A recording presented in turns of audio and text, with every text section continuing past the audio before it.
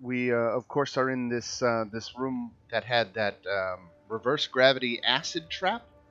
Um, you'll it had a Sahuagin statue in the Mm-hmm. middle of the room holding a box, and when you fiddled with it, the acid all plunged down from being held in stasis in the ceiling, and everyone had a nice acid bath. You waited an hour and let it all kind of drain away before you came and started re-exploring what was in this room. And you've got this box. The statue ended up becoming a flesh and blood creature that you did battle with, but you dispatched that, and you got this locked box. You don't have anybody who can pick locks, I don't think. I don't think so. Well, no, we just lost the person who could. Right, right. So, Right. let me see. Yeah, it can be opened with a knock spell, but I don't know that you have that either. Well, we're just gonna have to hang on to a box for a while. I guess so. I will be sure to. I think I can take up knock. I will make a note to add that to my list next time we get a long rest. Cool, cool, cool. All right. And other than that, you've got this flesh golem that we named Sloth. He's following Orla around. Who I'm sorry, this doesn't that look like Angelina Jolie? It does to me. Yes, it Thank does. you. Yes. Thank you. Oh All my right. god, I kept looking at the picture and I'm like, she looks so pretty. And now that you say that, I know Right. why. So Except for the ears. I don't know. Other than that, So Sloth is following Angelina around, and or Orla. I'm sorry, Orla. Uh, and and Orla had to do her disguise kit to make herself look like the golem's former master. One application of that disguise kit lasts pretty much a whole day. You'll just have to remember, as long as you want this thing to follow you, to reapply that disguise. And you are free to explore the dungeon. You kind of walked into a dead end here, so a little backtracking up this sloped ramp into the previous chamber, and then into that connecting long hallway with all the statues in it. shall we go for a walk? Right. For a walk.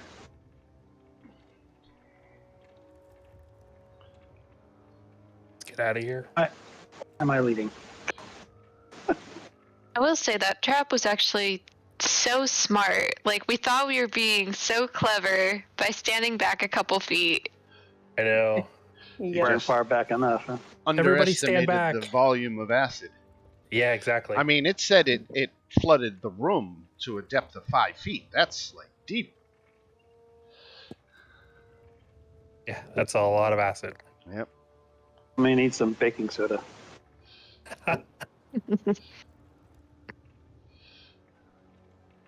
Hey, who wants to go into the scary room with all the statues first? And it's got the web-covered ceiling, Yes. Right. but you haven't seen any spiders. Where's that? Where? Only room? some dead spiders down toward this end. Okay, We so haven't we been up this haven't. end, right? No. And I was there's about to say, we haven't checked here right. or here. That is true. So let's just, for completionist sake, check out this one first. All right. Why am I standing in the way? I'm gonna go over here. I'm gonna hurt Goliath. All right. You want to do any kind of check on the door before you open it, or? I was about to say, is it locked? Is it open? I gotta remember what it says. Let me bad DM because I have to go look it up. But the Undermountain overview about dungeon features, it tells me doors and secret doors.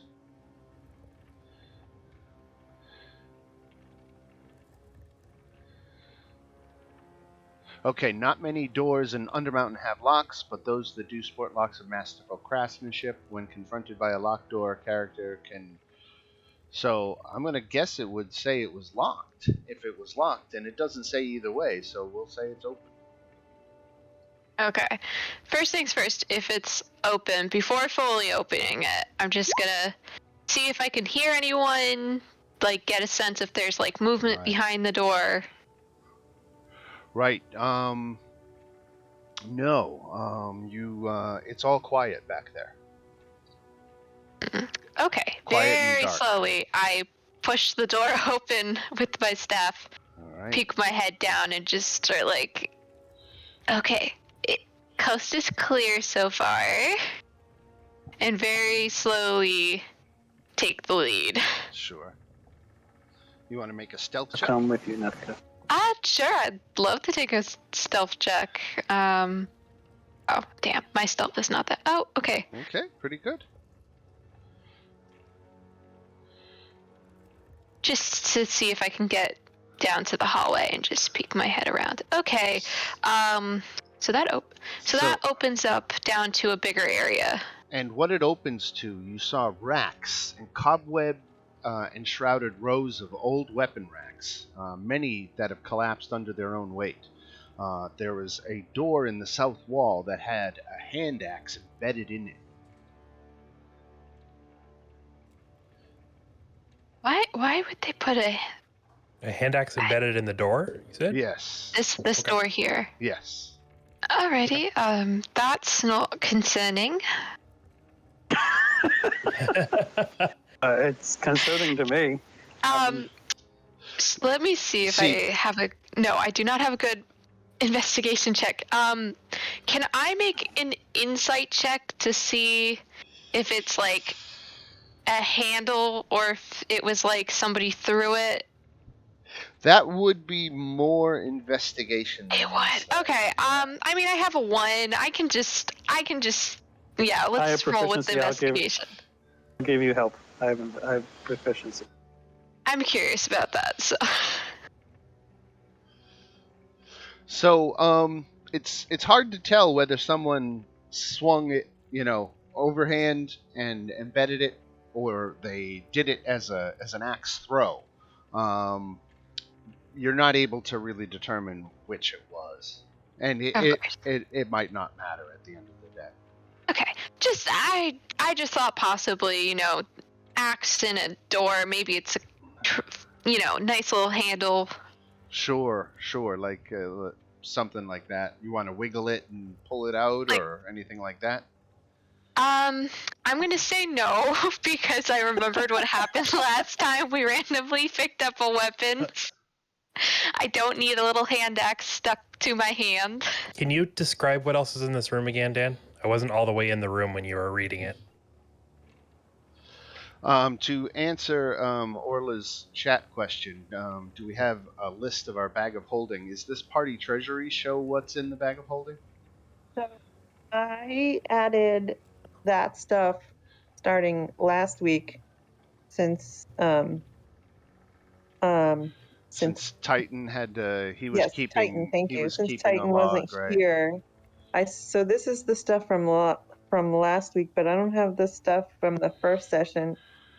Well, let's see. One thing we know would be, and there would be the cursed sword, right? Yeah. What else did we get? I don't think really. Don't we have something that we're supposed to deliver to someone? Yeah, there was a vouchers. pouch of like 3 moonstones or something. I was about to say, I think they're in the notes, possibly, that he sent us. Yeah, I never made a copy of the link, so I've never even seen the Google Doc that he Yeah. shared, right? Let me see. Quests. Let's see. Uncommon items. Oh, okay. So it says 3 strings wants people to make a delivery to Flagon and Dragon in Skullport. So these would be more notes then. Yeah, and this is off the Dungeon of the Mad Mage notes, and it says delivery of pouch allows refuge in Fortress of Skullport. If you just want to copy whatever he has there and paste it to that party notes handout, Yeah, I can. we can get it off of that Google Doc and have it all in house. Yeah, I'm just gonna put the quest in there. Excellent. Awesome. Okay. Nice. Yeah, this is a lot more organized than what I do. Right. Okay.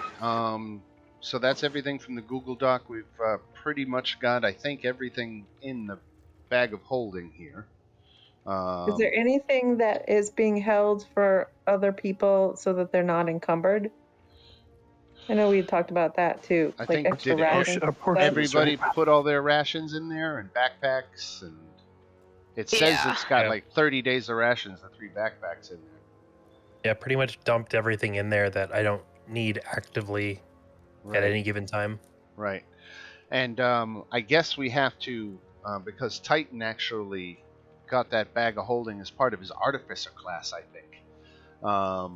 But we'll have to retcon that to one of you actually having a legit bag of holding, so you can, however you I was want about to say I can be the one because I don't really need that staff that I picked up. Which staff do you have? I just have a wand of webs, and I just said like, oh, I was a drow priestess, like grew up, and that was something I had left of home, and I can just say I have a bag of holding instead. Sure. Okay. All right. And so, yeah, you've got this, what appears to be a regular axe embedded in a regular door. There's nothing else in the room?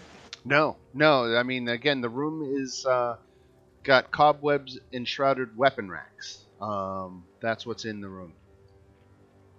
Okay. You want to just Me. hang out for 10 minutes? I can see if it's magical. Sure. So I Off will can be okay with that? I will ritually cast Detect Magic. Okay. You're not picking up any magic. Okay. Yep.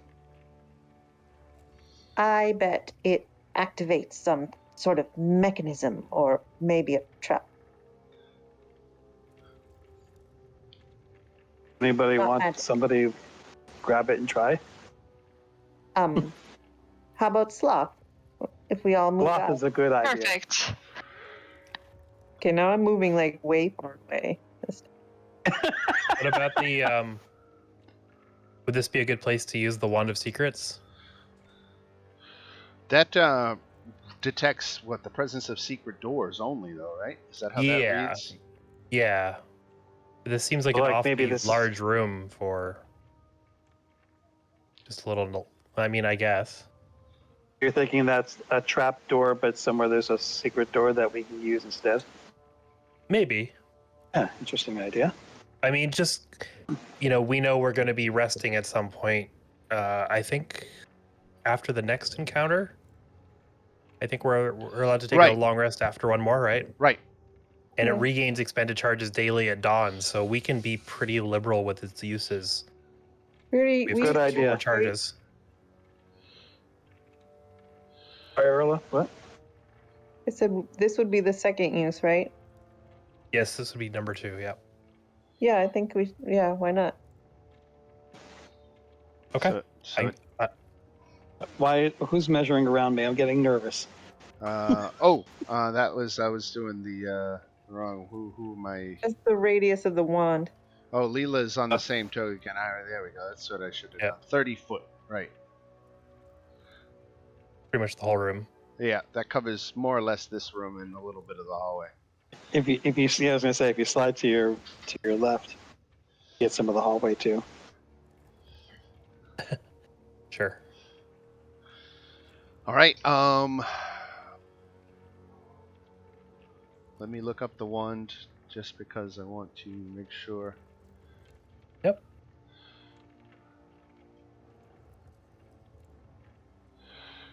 If secret doors or traps That's important. Are located Oh. with you. Secret I doors missed the trap and part, traps. Right. Within 30 feet of you, and you get to do it 3 times. And you have detected no secret doors or traps within 30 feet of you. Okay. Oh. Well, the traps aspect was worth it. Right. Go ahead, Sloth. Open the door. So he's going to grab the axe. He goes, I want to stand nearby. Okay, I'm going to go over here. The Floth is grabbing the axe. You guys don't want to move first? Well, we know it's Yeah, not a are trap, you so I don't really. out of the room? Is that what you're saying? Yeah. You're way back. I'll kind of just get out of the Good way. point.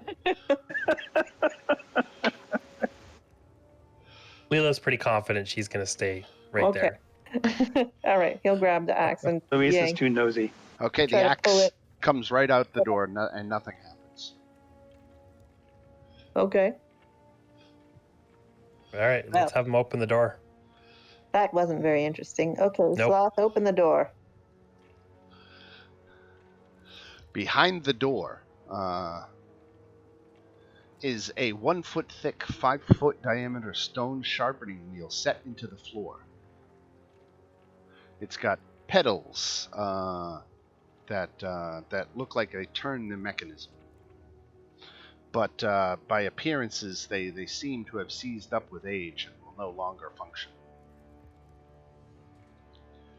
Oh, Well, I guess it's a logical thing to be in a room full of weapons, or what looks like it used to be used for weapons. So, Right.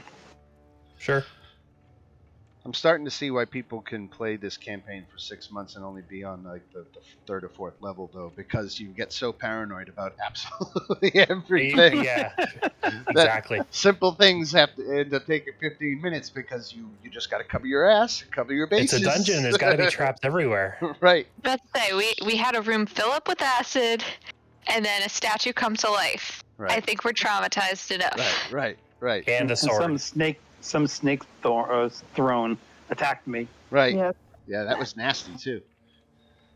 Yes, it was. So that is what is in this room off of that Hall of Heroes. Hall of Heroes. Is that what it's called? Yep, that's what There's the nothing room here. with all the statues, right? Well, back up to the Hall of Heroes, I suppose. Who's got the axe? Sloth, do you want it? I don't know if I need it. Do I need it? He's just hold. But yeah, let Sloth have a weapon. Taco, how come your aura is purple? He could just hold it. Taco must have bonus hit points. She's got to be above her normal hit point max. Mhm. Somehow. Not. There's more doors at the very end. Are these statues just all the same, or are they all different?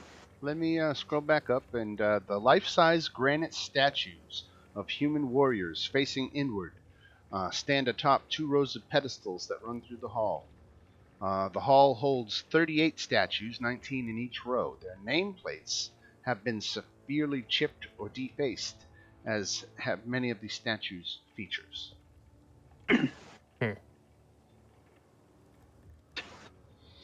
Unfortunately, Luis is a bit of a klutz, trying to walk very carefully, not knock one of them over.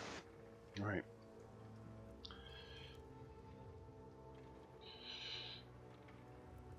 Where's at the end? Should we open the doors? Did Who we wants to listen? I can. Go ahead, listen. Listen to the door, see if I can hear anything behind it. Right. Okay. You think you heard snoring. Snoring. Okay. Should we try to very quietly open the door? You don't want me to do it. Who's good and stealthy? Not me. Walking around in plate armor. Exactly. Pretty Carla, stealthy. are you? Yes, I'm quite stealthy. Want to open the door or take a peek in and see who's snoring? Okay, I will quietly open the door and peek in the room. Okay. This is fun because now I get to tell you about an aspect of the dungeon that you haven't encountered before. Hallister has placed these elder runes and ancient symbols imbued with magical power all over random parts of his dungeon, and you can't see them until you trigger them. When you trigger them, I need you to roll the dice, and it can be any dice because what you're looking for is an odd or even. If it's even, the Elder Rune is beneficial. If it's odd, the Elder Rune is hurtful. Now, it says that this Elder Rune that triggers when you open the door targets a random creature in the hall within 60 feet of the doors. So that's pretty much all of you. So I'm going to roll... I'm going to roll a d4. Forget sloth. Forget sloth. All right. You know what? I'll make it 6 and we'll count sloth. Okay. So creature number 3. So that would be Orla. You have been hit with an Elder Rune. I'm going to go ahead and drag this card over onto you, and you should be able to... Whoops, I have to fix my card deck here so that I can see them. Rune deck. GM sees front of cards. Why not the players too? Sure. All right. So it says the... did you roll your dice? No. Roll anything. See if you get an odd or even. All right. So you got a Bane effect. The target must succeed on a Constitution saving throw, or it gains vulnerability to all damage and a -2 penalty to death saves for 24 hours. Bad. Yikes. Now, let me go look at my runes here, my rune rules. Saving throws made to resist the Bane effect of an Elder Rune has a DC of 22. Oh my god. Yikes. Wow. My God. Constitution? Constitution saving throw 22. You even do it with a 20? Rolled a 1. Oh no. Adding insult to Yikes. injury, you just got a red card. I could have got it actually. So, vulnerability to all damage. That means all damage against you is doubled. I think we should go to bed right now. I know. Let's go back in the other room and take a long rest. What do you think? Oh, but you've opened the doors, too. Oh, damn it. She was only peeking. It's only opened a crack. Yes, I'm just peeking. You can see one of these creatures lying on a... where is it here? Let me come back to it here. 3 piles. It's a large pile of soiled, torn tapestries and curtains intermixed with humanoid bones and broken bits of stone, serving as a bed for that creature. And it's snoozing on it. Make a stealth check. No. Everybody? Yeah. Great. No, I'm too far away. I don't count. Damn it! I got to do with disadvantage. Just to peek. Just me. Just to peek. What's the DC? I'm just... Definitely 17. Oh no, I failed. We need half of you to fail or more. Oh, but it comes down to one more. So 3 of you succeeded. No, wait. Only 1 of you succeeded. 3 of you Okay, so the Manticore, as you are peeking, the door creaks ever so slightly, and the the creature opens one eye and immediately recognizes that you are in the room. I'm not in the room. Can I immediately shut the door? Yes, you can, but the creature is alerted to your presence, and he roars, waking his companions. Oh, he's got companions. Right. Can we use that axe to jam that door shut? Something else to jam the door. Which way do the doors swing? They swing inward to the room. Just run. Just run. I think we have to I'm run. not feeling very well. And neither am I. I just got hit with a thing of some sort. Oh, man, Yeah, we're in trouble. would I know that something happened to me? Yes. Okay. Yeah.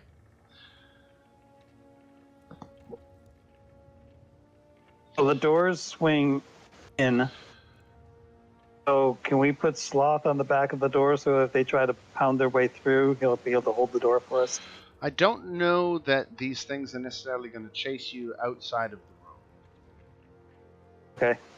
I'm still making up my mind on that. I am moving away. I don't know. Right. Yeah, I haven't called for initiative yet, so you can kind of Yes, tell I am. that I'm kind of letting Very- you kind of be able to walk away. Gotta go. Come on. I'm going. Bye. You were Do all we the want to go way. this way? You were all the way across the room after all. Like he was napping.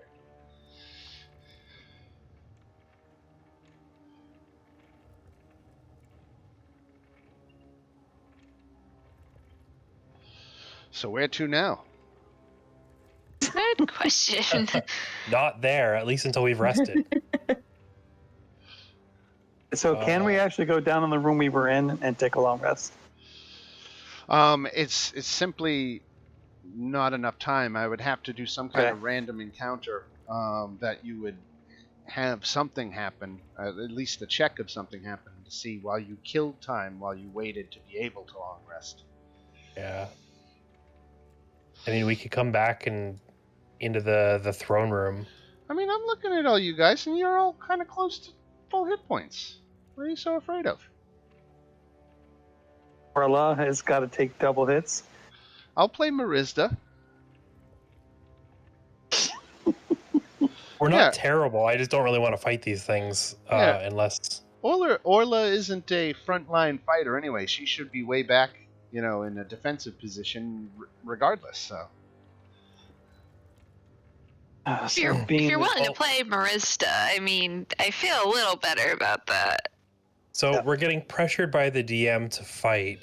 So that means we're guaranteed no TPK, right? To fight you know what? I can't guarantee that. I can't. Look, you're 5th level characters. You've got some competency to you, but there are 3 of these things, and let me look at what their challenge rating is. They're only challenge rating 3. Yeah, it's not too bad. Yeah, 3 of them at challenge 3. And they're animals. They're in nature. We can talk to them. I can settle them. I can calm them. They are monstrosities, not beasts. I don't know that because I am Luis.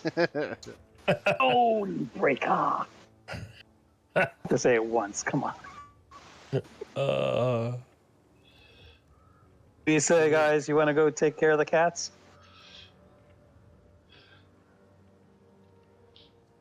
I'm not against it. You're a lawyer. I'm just not really for it. You're the paladin, you're a main bullet sponge. I'll keep the heals on you. Screw it. Let's go get him. You know what? Let's send Sloth in first. Orla, you okay with that? Sloth in to soften him up. Going to stay outside the doors. Oh, I shouldn't move Sloth. I should let Orla move Sloth. I'm sorry. Okay. He is yours after all. My buddy. So I can't even see far enough into the room to actually see these things. Right. I can't either. It is dark, and your dark vision only affords you so much light.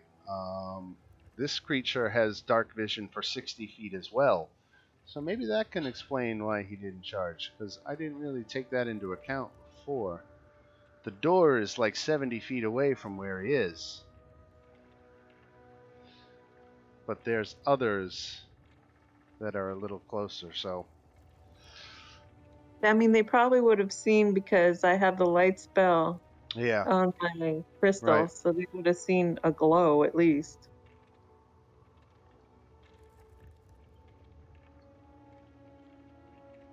Okay. Get prepared. You got this. Okay. Should we send Sloth in? Yes, let's send Sloth in. Go get him, Sloth. Go fight the kitty, Sloth. All right, he's just gonna go in and go after whichever one he sees first. All right, let's everybody roll for initiative. I'll roll for Sloth. Before we do, can I cast guidance on him? Yeah, does that help with initiative? Hooray. I don't think it does it? Initiative does count as an ability check. So it is, or after. Can roll it before or after making ability check. Oh, I guess. So I can do it before his initiative if you want me to go first. We can just hold our actions, I guess. Right. Waiting on me, I'm sorry. 1, 2, 3, and 4. Okay. So the Manticore up here, who's actually the one close enough to see, is going to charge at Sloth. Now, it's got a fly speed of 50 feet, so it launches into the air and begins flying over the floor. A fly?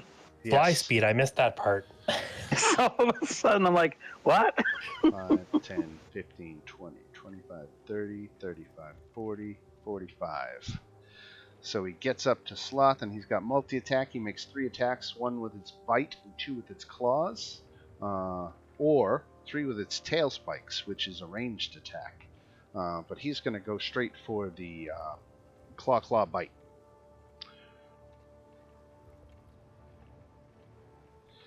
And let's see, Sloth is armor class 9, right?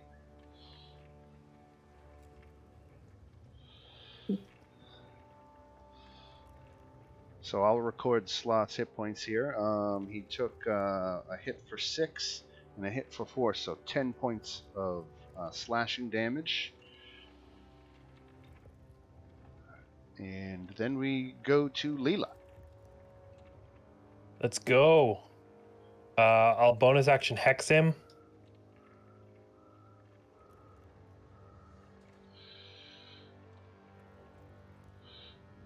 I'm gonna move up here. 2 for flanking. Oh yeah. And let's go with a 17. Okay, 17 hits for 21 points of damage. Love it. And then try that again. 16. 16 hits for 24 more.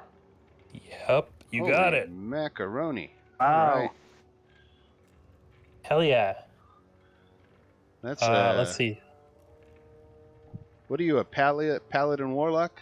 Paladin Warlock. And since I'm at it, I might as well throw a Divine Smite at it too. Why not, right? Why not? You got the spell slots. Yep. All right. And if that finishes up Leela, we go That's to it. Nautico. Eh, You can assume you were a little bit closer to the doors if you want. yeah, I didn't. Okay, we can just say I'm like here. Let's see how far of a run that is. Okay, move to here so I can get a sight on everyone. And then let me pull up what spell slots do I still have? Okay, I just do. Let's see. Okay, I might be able to cast this 60 feet. Yeah. Okay. So. So as a bonus action, I will cast Shield of Faith on Leela, since she's fighting with the Manticore. Got it. So she's got a +2 to her AC. Ooh, hell yes. Oh yeah. Yeah, I figured since you're right up at its face, you can use all the help you can get. Let's see, 15-foot radius. I don't think I can reach this thing. That's 25, yeah. Okay, I can't cast the spell, so I will, as my main action, cast Toll the Dead on the Manticore. All right, that's a wisdom save that he made. So that is It's just a cantrip, so he doesn't take anything, nothing. sadly. Right. All right. And that's it for Nautical? Mm-hmm. All right. Luis. He's just here so you can see the one that's hurt. Let's see how he likes a little fire, Scarecrow. Do Sacred Flame. Dexterity saving throw. They're good at dexterity, but he failed. He takes 13 radiant damage. He had 13 hit points. He goes down. He's on Nice. fire. Stinking pile of cat. And I'm going to stay in the door. I'll stay here. So, yeah, Orla, from where you are, you can't see any others. Yeah. I don't want to go in that room. That's fine. But I will move up and hold an action. Can because I assume one of them's or both of them are going to come like rushing Right. down. Ready a ranged attack. Yeah. Yeah, And as soon as you see one, you can let loose, right? I'll hold a 3rd level Dissonant Whispers. All right. Very good. You won't have to wait long. 5, 10, 15, 20, 25, 30, 35, 40, 45, 50. Oh, he can only get that close, so he's going to unleash with his tail spikes. But you can see him now, right? Orla? Yeah, so you can blast away. Okay. That's a wisdom saving throw. I think he failed. 15 psychic damage. And he has to run away from me, I believe. And he has to... I forget the exact wording of how it goes, but I know you're right. I just Must don't remember the immediately use his reaction to move as far away as his speed allows. Whatever's left of his speed or I think it's his full speed. Right. So he's he used his reaction to run away. Staying there, Orla. Then he still has his action though, right? Because that was a reaction, so his range is 100 feet on his tail spikes. 100 feet. Yikes. Yeah, I know, right? Holy smokes. Yeah. Pretty long tail.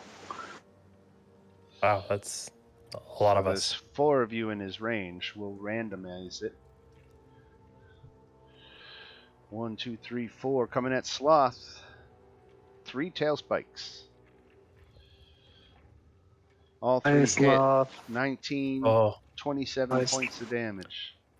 R.I.P. Sloth? Nope. No? No? Okay. Wow. Wow. Sloth got a lot of hit points. 10, 15, 20, 25, 30, 35, 40, 45, 50. Again, just out of range. He's got to use his tail spikes. We'll see. He's flying up. He's got 2 good targets. So 1, 2, Sloth, 3, 4, Leela. Going at Sloth again. 3 more tail spikes. Hit. Hit. 14, 18 points of damage. Sloth is just being pummeled. But he is getting through it. And then we go to Sir Sloth. What would he like to do? He's Get gonna him out of there. Do we want to save Sloth, or is this what we got him for? Well, he's so useful, though. And he's not up close with any of them, so he can get out of there without taking up attacks. Up to you. I mean, you're controlling him, but I mean, like, are we gonna be healing him and stuff and keeping him? I don't know that healing magic works on him.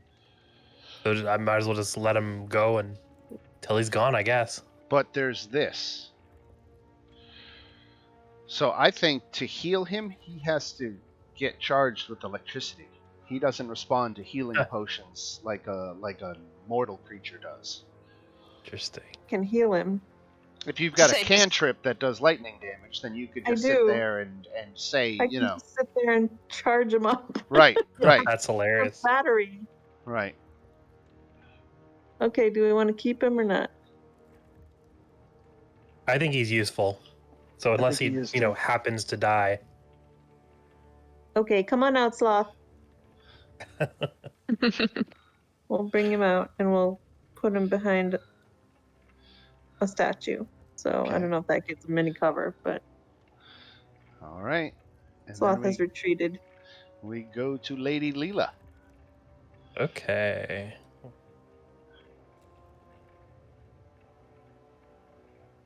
I'm going to move over here so that if someone moves in, I'll get flanking next time. And we'll throw a couple... bonus action hex him first. Right. And then a pair of great swords. Okay, so the 13 misses, but the other one hits for 25. Yep.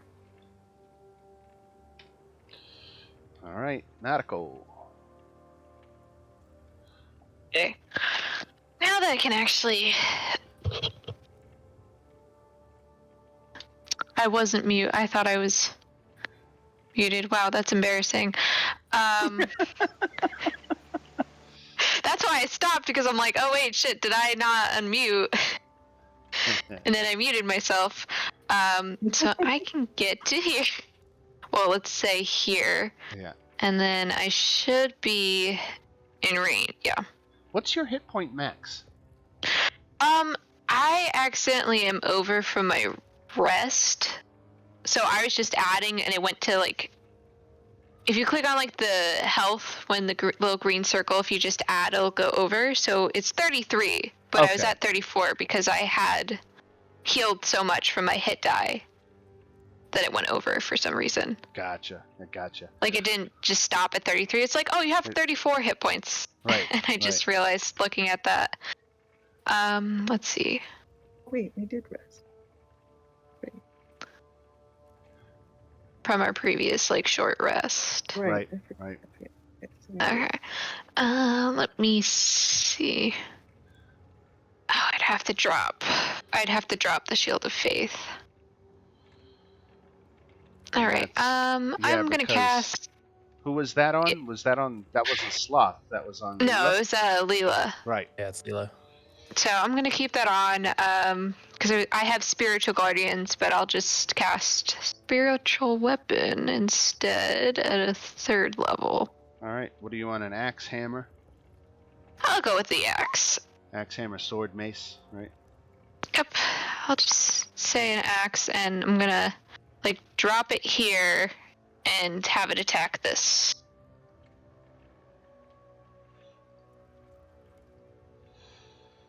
Okay, you should have control over it. Yes, I do. Right. Let's see what that attack roll was. 24 hits for 3/4. That hits. All right, very good. What else has Nautico got? Because that was a bonus action, right?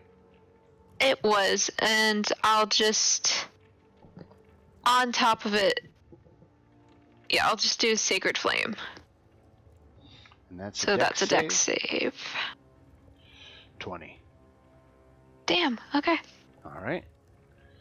Stonebreaker.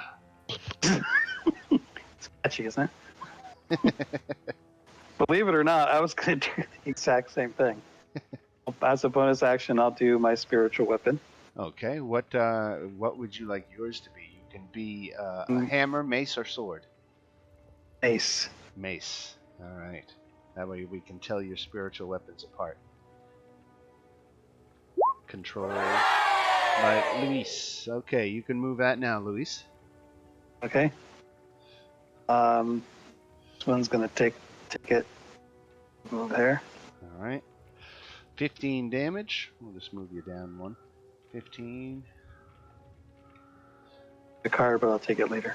All right. And I will also, weird being a copycat cleric, but where'd it go? A Sacred Flame also. Made the save. All right, very good. And then we go to Orla, who's got vulnerability to all damage. Make sure you're staying back. Everything. Yes. Okay, I'm gonna cast another Dissonant Whispers.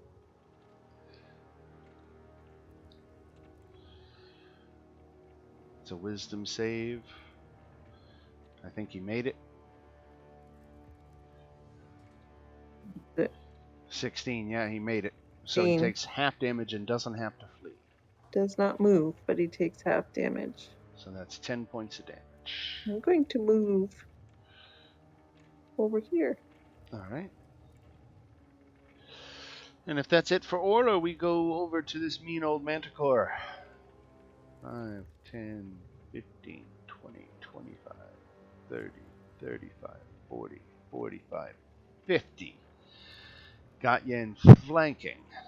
Oh, son of a. So so here comes the claw bite. Claw 1. 17 misses, right? Nope. Yep. 20? That hits. And the bite. Miss. So only 7 points of damage. Not bad. Not bad to be squared away against 2 manticores and yeah, except I'm here sorry. comes another That one. was I didn't figure in the +2. Does a 19 hit? No. Okay. So and 10 certainly doesn't. Okay, so here comes the other one with the claw bite. 20. Yep. 12. Nope. And 27. I'm down. All right. Oh! Weren't you gonna play for Marista? Oh on, yeah, I was. That's Marista. You guys got this though. Sloth.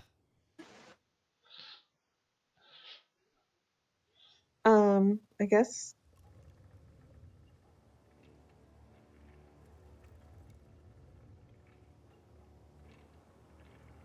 Now I got somebody down.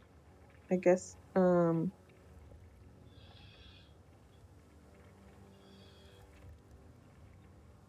gonna have Sloth run up and hit this guy. All right. Armor class 14 is what Sloth is missing. So a hit for 13. Nice, Sloth.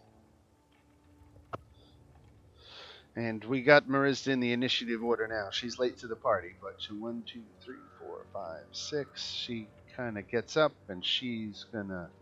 Let's see. Oh, she runs off of D&D Beyond, so let me open her Beyond character. Let's see what I can do real quick and easy. The Thorn Whip. That has range, I think. Oh no, it's a cantrip, and it ranges 30 feet. It's +5 to hit for 2d6 damage. I think that's a good option.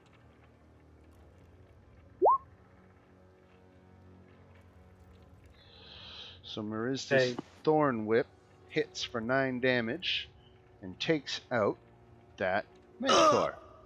Nice. And then we go to Leela, who's making death saves. Death saves. Let me check this card first. After making a saving throw. Okay.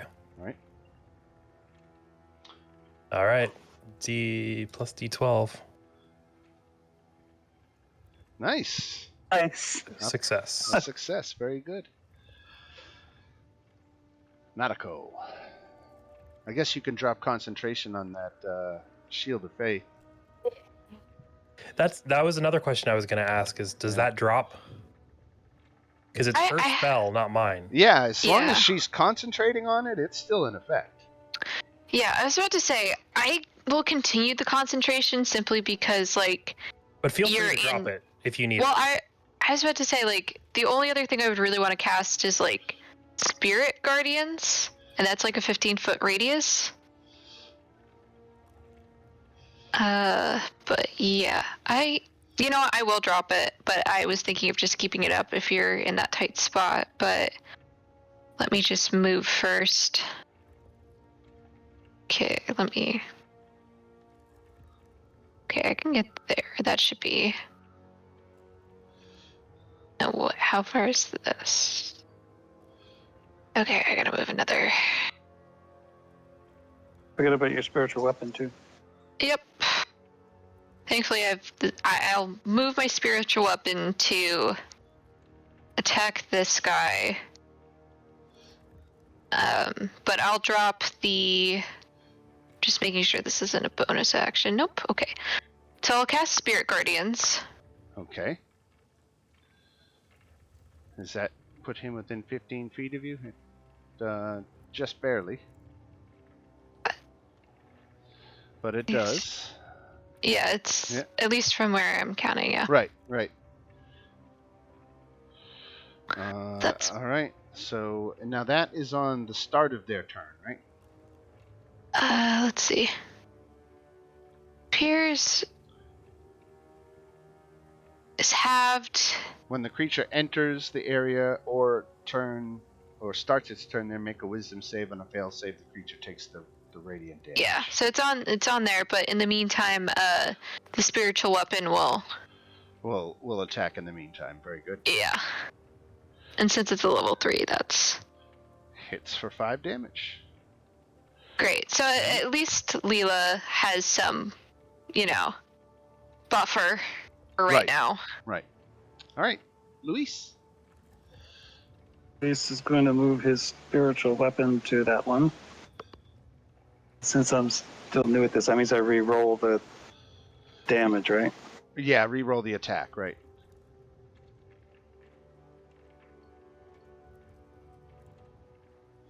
All right, you hit for 3 damage. 3. And he's very concerned for his friend, so I'm going to do a healing word. I'm going to get up and fight some more. Could use you in the battle. My healing word, go. That one, okay. 7 points for Leela. Nice, fantastic, thank you. Welcome. Leela is, in the meantime, prone. Yep. She'll have to get up, but Orla. All right. Let's see. If I move. Let's see this guy. There he is. He's far.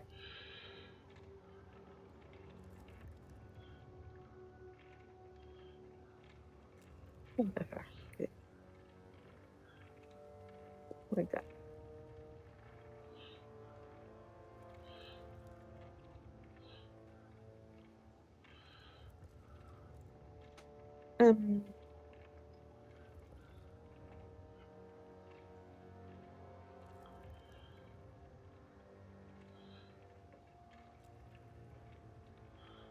What do you got cooking there? I think I will. I'm making sure I don't remember. Okay, so I can do that. I think I'm gonna cast Shatter. Oh, okay. So that's a Constitution save. I think he made it, so he'll only take half damage. 6 points. Aww.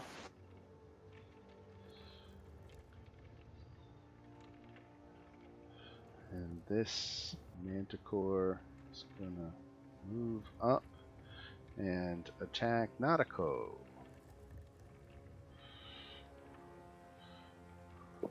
"23 hits for 5, and 22 hits for 4. So you got clawed and bitten by this massive beast who apparently is fighting to the death.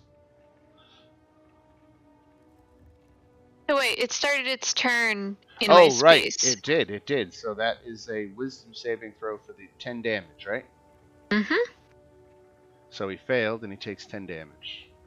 Yep, and it's radiant damage, not that I think it has much effect. Yeah, no. Alright, and then we go to Sloth. Okay. Sloth will come up here and flank. Not quite, one more down. Here? Oh, yeah, no, actually, you gotta go 2 more down. You gotta flank with Nautico. Because you can't flank with Leela because she's on her back. Oh, right. So okay. move down 2 more. And now you got flanking with Nautico. Okay. Move doggy. Okay.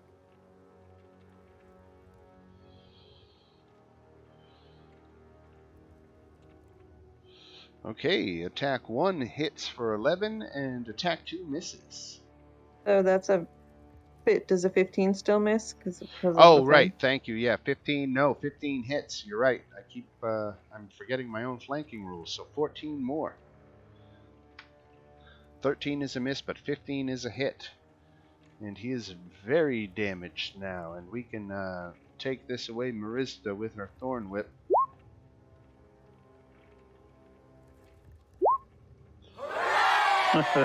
Yeah. Marista hits good for 11 damage. And down goes Manticore number 3. See, I told you guys had this. Right. And now you've Easy gone through peasy. one more battle, so you can find a secure place you can get in a long rest. Oh, this is a secure place. Was there somewhere good?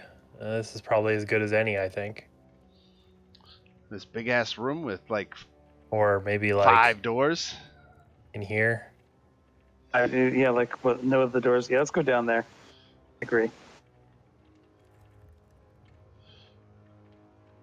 That we can go to that little closet with the secret door. Some use out of it. Yeah, let's go back here. Okay. Did we want to look around in that room first, or? Oh, yeah. Oh, and XP too. Or- Let's not forget that. So what are we? We're a party of 5 technically, so I'll divide by 5. That was 2,100. Divided by 5 is 425 each. And those nests that the Manticores were using have some useful stuff in it. I'll paste in the Roll20 chat now. It includes a chain, shirt, a flail, a wooden flute, a pouch with some silver and copper, another pouch with some gold, and a silver necklace with a bloodstone pendant worth a pretty penny. All right, I'm just gonna add that to the party's treasury. Sure. And I Yep. have the flute. Yes, Sure. you may. A satyr with a flute. Imagine that. Yeah. Another A wooden sense. flute too. Oh my gosh. Wow. Stereotype, guys. All right. D&D's trying to get away from that. I know. Yeah. You guys shouldn't assume like that. Hey, she asked for it. She's a piano player. She's not a flutist. Come on.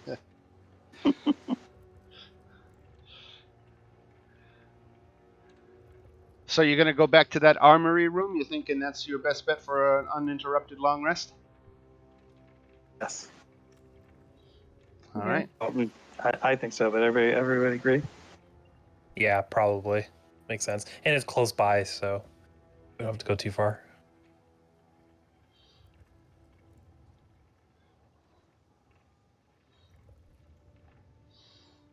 Orla, you're charging the sloth's batteries, I see?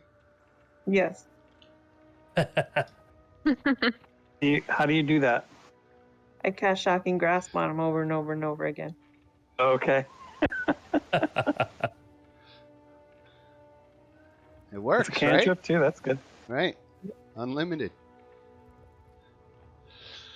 All right, so unfortunately, Orla, this rune effect is going to persist through the long rest. You'll still have 16 hours to deal with that hex. But other than that, you get all the benefits of a long rest. Let me give Merezda here a long rest.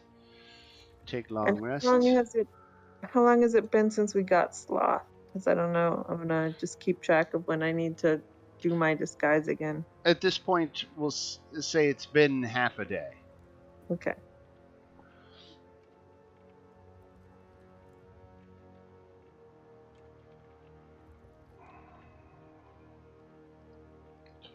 That's nice to have spell slots back.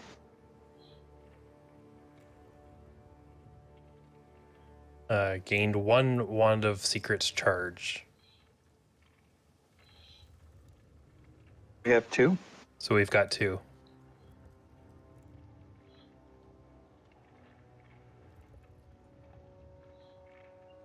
Worth it. Yep.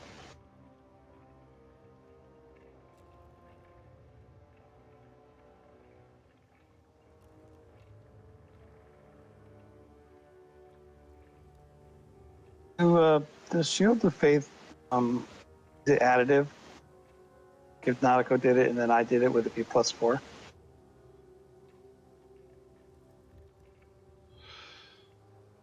I'm sorry. So would Shield of Faith stack from 2 different sources? Well, let's do a quick Google search. Shield. I just happen to think of it as I'm looking through my spell Faith slots. stack. Yes, Shield of Faith, being a bonus, stacks. Nice. Reasoning behind this is that Mage Armor sets your base AC, while Shield of Faith increases your AC. Multiple sources of setting base AC do not stack, while sources of increasing your AC do. That means I could cast it twice to give somebody +4. Well, it's a concentration spell, so you can only concentrate on one instance at a time, but if you cast one and Nautico cast one on the same person, they would be +4. Okay. We'll just learn in my spells, sorry. Right? Now, there's a lot of things to learn with spells. I've been trying to become a better spellcaster too, because I'm realizing that's where a lot of the big baddies are really bad, not because of their just natural abilities, but their ability to cast high-level spells. Sure. Absolutely. Yep. I was about to say, I just pulled up my character sheet on D&D Beyond just to look and see, spells that I might want to pick. Because Roll20 spells are just horribly, horribly organized. Yeah. Oh, yeah. So I'm like, oh, let me look at my cleric spells. And I'm like, there's a billion spells I apparently always have prepared, according to D&D Beyond. And I'm like, oh, I don't know if that's Roll20 or if maybe it's like content not included. On Roll20, the rule of thumb that I use, I don't buy everything on Roll20. I do buy everything on D&D Beyond, even all the digital dice. If they release a new because I'm OCD and I have to have 100%. When you own everything in the marketplace, it says, congratulations, you own everything. And if I ever go and look at that page and see I don't own something, I immediately jump on it and fix it. But Roll20, I buy a lot, but what I don't buy everything of are the adventures. Now, that is to say that any rules expansions, like Volos or Tasha's or Xanathars, I do buy those. Yeah. Fizzband's Treasury of Dragons is an interesting one because I had a character want to be something out of that, and it's like, shit, maybe I have to get that one. Because it does introduce some new classes and new spells.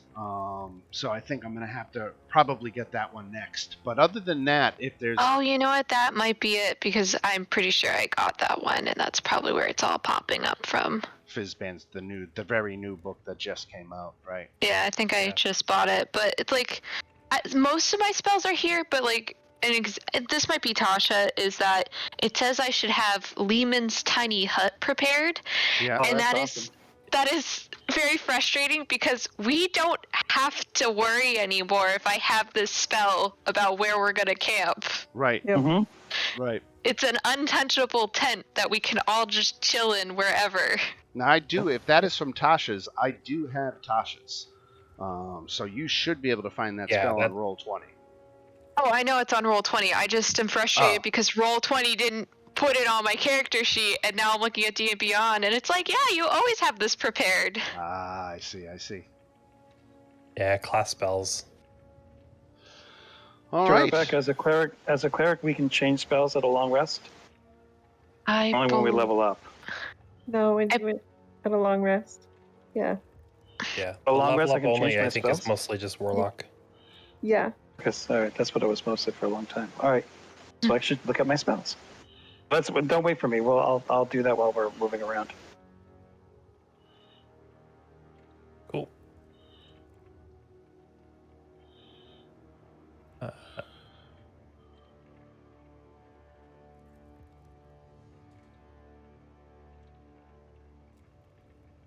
Feel like I'm forgetting something, it says player handbook. You can change your list of prepared spells when you finish a long rest. Yeah. Oh, cool beans. So it says preparing new list of cleric spells requires time spent in prayer, meditation, at least 1 minute per spell slot for each level on your list. I guess that's more RP wise, but it basically says, yeah, long rest. You can refresh. It's fabulous. Let's do that. Okay.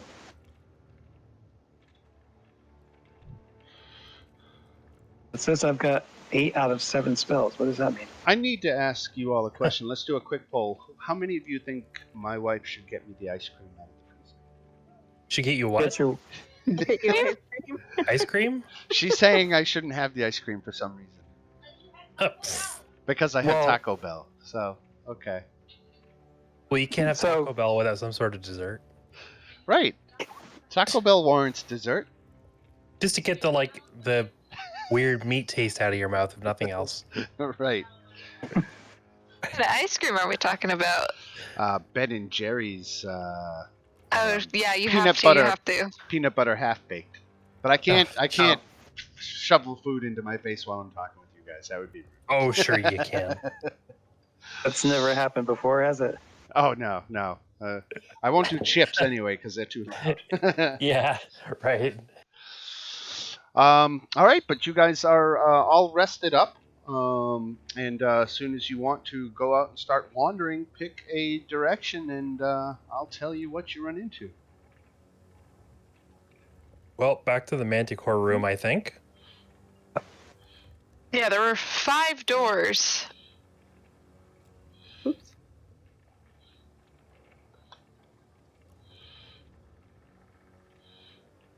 Yes. Hopefully there's not more Manticores, What's behind door number 1? but I can't see the rest of the walls, so following your lead. There's something behind door number 2. Oh, I can see down there. Apparently, I'm not supposed to see what's behind door number 2. You caught a glimpse of something, but it ran away. We're gonna stay away from here for now. Exactly. Yeah, there was something peeking around the corner as you came into this room, and it took off down this corridor.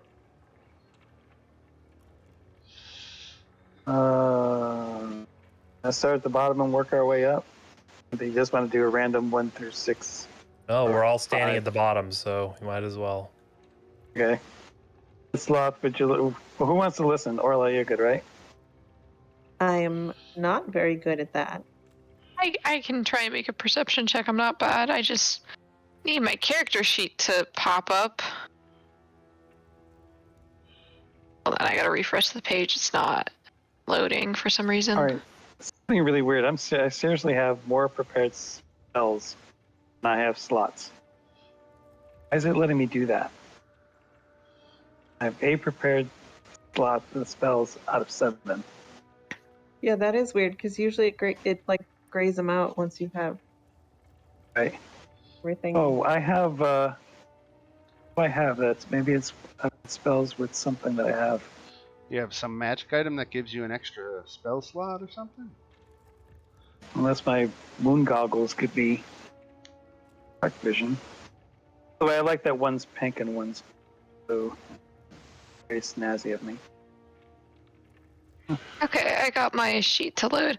Okay, I will have Natiko make a quick perception check just to see if she can hear anything on this other side of the door. No, all's quiet. Damn. Okay, it's safe. And she pops the door open. Pop! Oh, that's a dead body Right. of something. So, a wide foyer leads to a desecrated temple that feels more like a tomb. The desiccated corpse of an unusually large basilisk lies in the middle of the floor on its back. Is this the basilisk? Why is it so small? Yeah. Should be big, right? Yep. Should be like that. It says it's large. So it's on its back, its shriveled tongue hanging out, and all 6 feet sticking up in the air. Clutched in one of its clawed feet is a transparent orb. Luis, being Luis, is going to run over to the creature because he doesn't like seeing creatures hurt. Eyes. Won't touch it though. I've learned my lesson with snakes. No, don't look at it. I'll look at I it. better hope it's actually dead. Yes. There's a big X over it.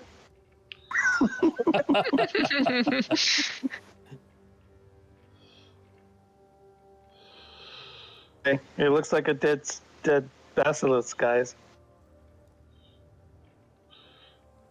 And Luis is going to kneel, And he's say a quick prayer. clutching a transparent orb in one of its clawed feet. Yes, I know, it's very tempting. Okay. This may not be smart, but Bob has learned his lessons. Look, it's got a glass orb in its feet. Anybody want to take it? Don't. No? Don't touch it. Think if somebody takes the orb, he comes back to life? Welcome to Dungeons and Dragons. Never do anything or touch anything. Accurate. Never go inside of a building. Never talk to strangers. Yeah, just sit in the pub and drink some ale. Drink.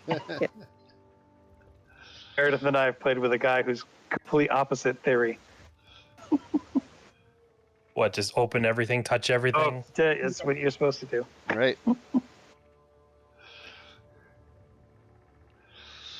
right, it's a dead basilisk. Is it a Everything's dead fine. end? I can't see to the end of the hallway. So there's two hallways. One way, it's a T. Okay. There seems to be a bigger structure further in. Should we... Yeah, let's just go slowly past it.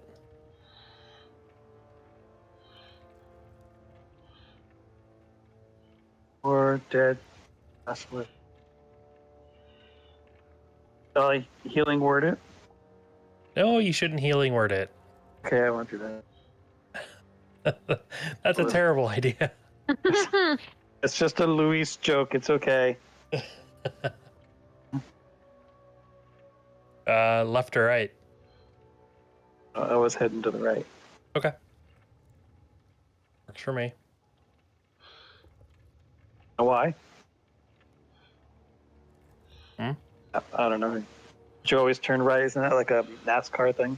So the ceiling here is 60 feet high. And at the... Well, I guess you can't see it yet, so I won't tell you what you can see yet.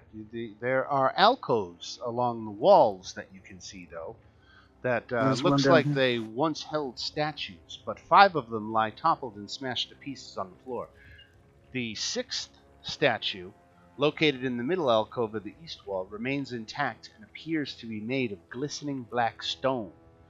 At the far end of the room, marked by the stars on your map, are 11 lifelike statues in a variety of poses clustered together at the south end of the room. Maybe if we get that orb, we can go bowling. Is this a bowling alley? Because that would be amazing.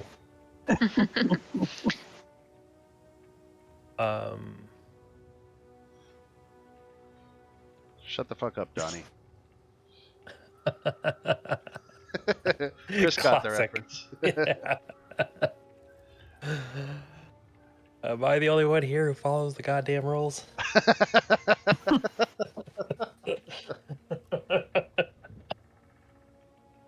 Oh, man. Okay, so just a bunch of random ass statues. What kind of poses are they? Anything specific or just kind of hanging out? It says a variety of poses, but it's definitely not artful poses. Knowing at least one of you knows something of the legends of the basilisk. They do petrify creatures, and this would appear to be some of his victims.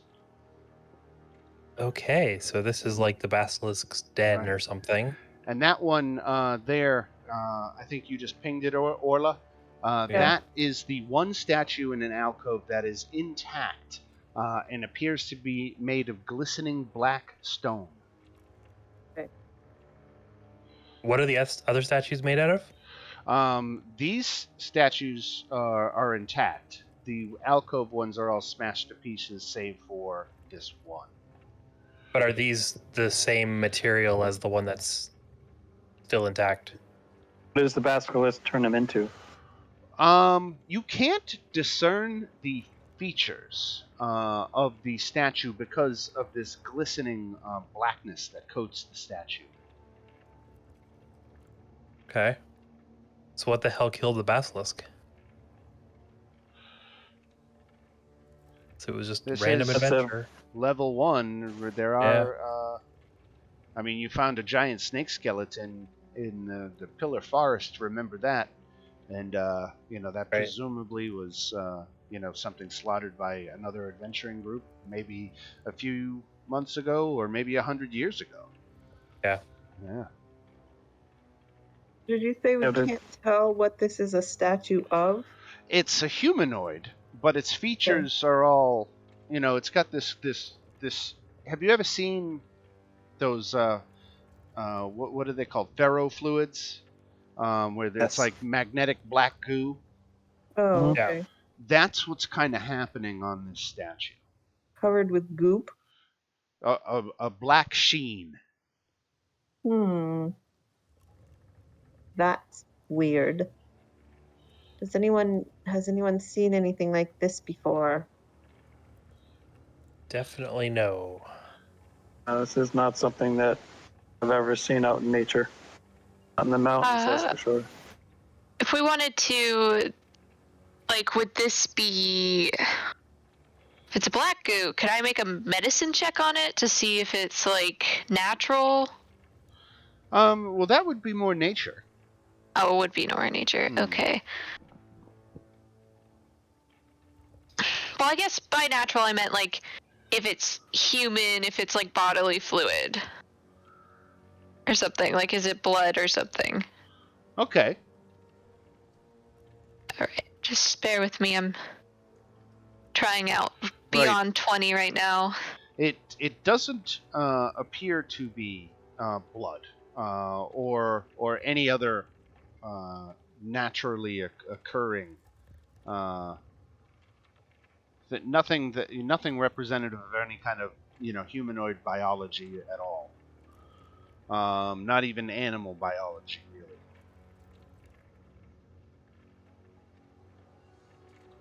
Okay, I'm going to suspect this is magic at its finest. Right.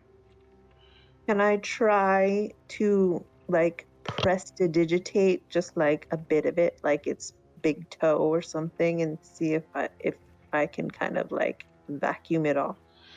So your spell is robust.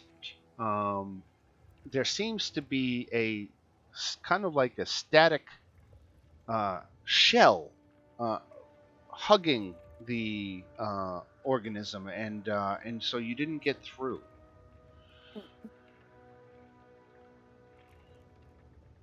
There's a shell protection like of magic.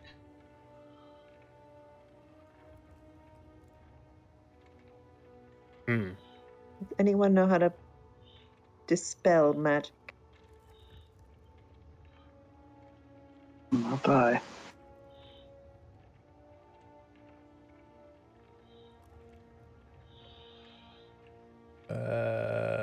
No.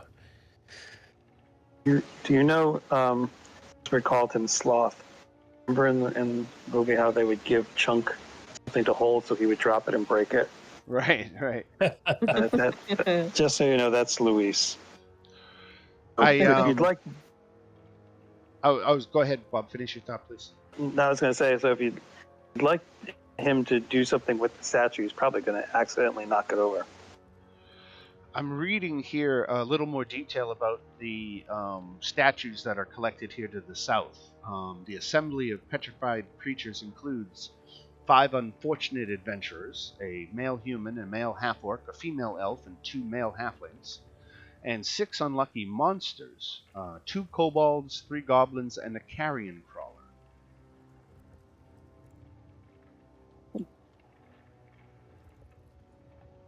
This is kind of like a Medusa's lair sort of situation. Yeah. Mhm. I feel like these are just victims, and there's probably not Why a are whole lot these? we're capable of doing here. What are these Oh. empty ones? They're broken statues. Right, but I mean, I don't know how they broke.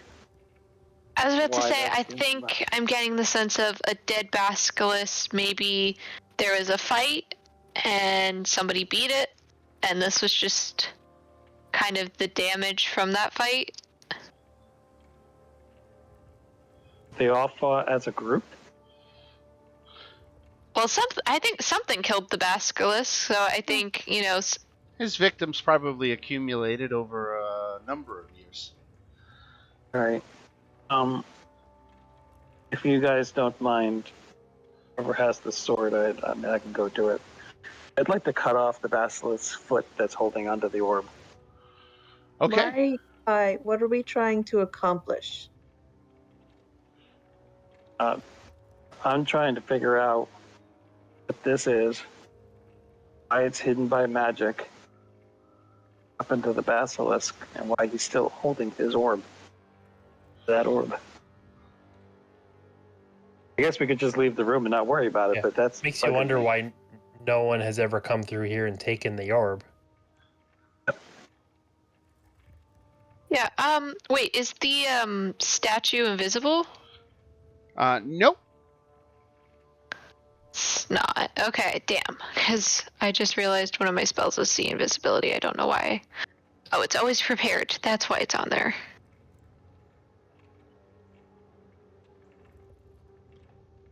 I feel like I should throw something at that black thing and see what happens to it. Okay. Sure. Why not? What do I have? Back up. Sorry. Just gonna back up. I will throw my water skin at it. Okay. Hopefully I don't need water. Mirsla. All right. Now this is where you all get to play the DM, and we'll have a little ruling discussion, because what it says is the stasis ends if it is touched or harmed. You're not touching it with your hand. You're And I'm throwing not hurting it either. something at it, but you're not exactly hurting it. Does this count as touch, do you think? No. I think I would say yeah, because I would interpret touched as disturbed. Right, right. And I Yeah. think that's the way we're gonna go. So go ahead and let me see.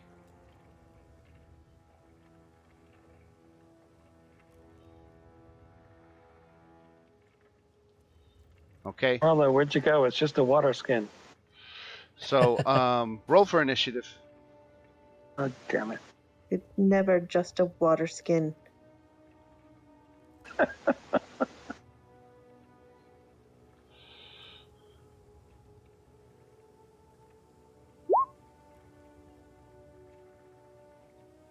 Do we get My Marissa? high rolls continue. Hi, Meredith. I said, do we get Marissa again? Sure.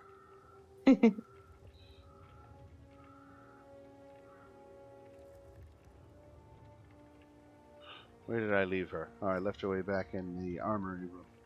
Let's get her right down out here in front.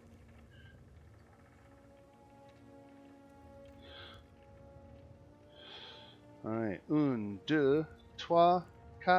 Oh, and I did Marista, didn't I? Let me try it again.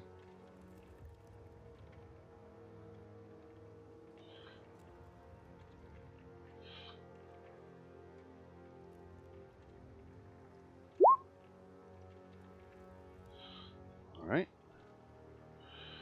1, 2, 3, 4, 5, and a black pudding. Alright, Orla. You can see that there was a flash, and the stasis field that was holding this thing in place has now sloughed off, and it is attacking. Whoops. Or did we roll it? Did we put There we go. sloth in? I'm looking. Oh, no, I don't see sloth. My API must have crashed.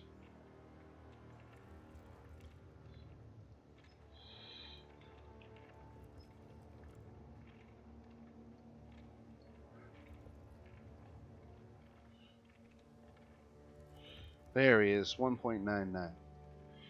All right, so yeah, Orla, you get to go first. What you were looking at is a little dissimilar. Instead of being a massive, whatever you would call that, ogre or whatnot, it's covering the statue and kind of slopping off in a similar manner, and heading at you. And it doesn't have a face, but your intuition tells you it's not friendly. Oh.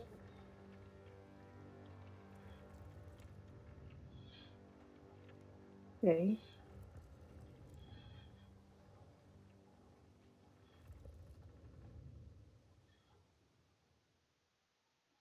I will.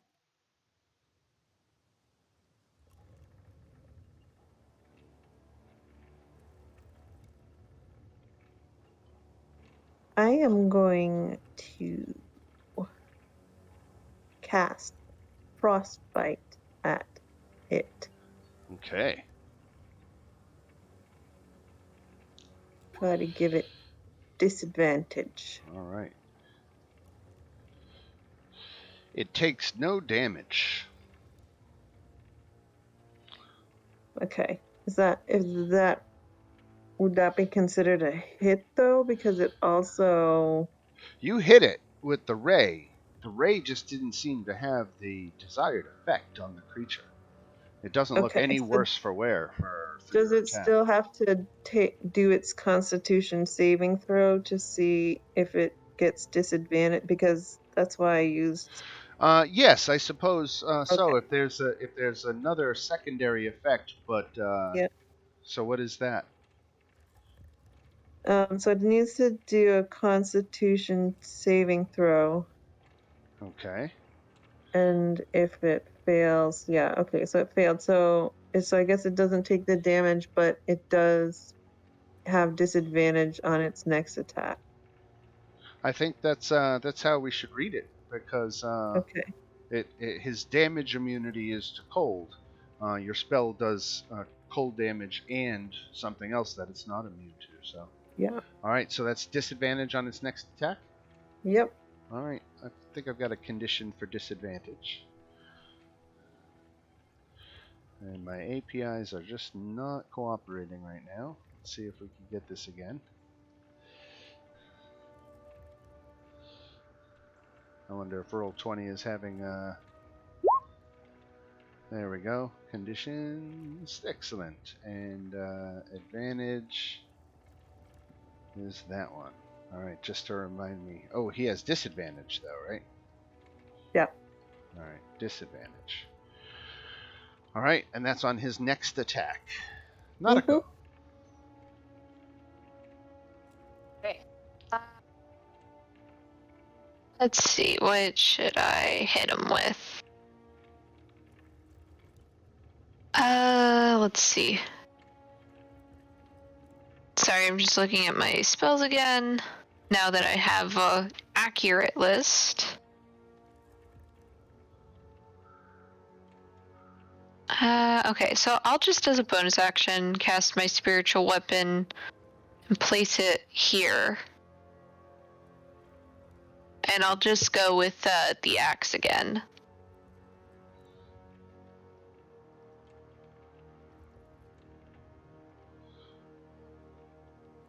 Controlled by Nanako.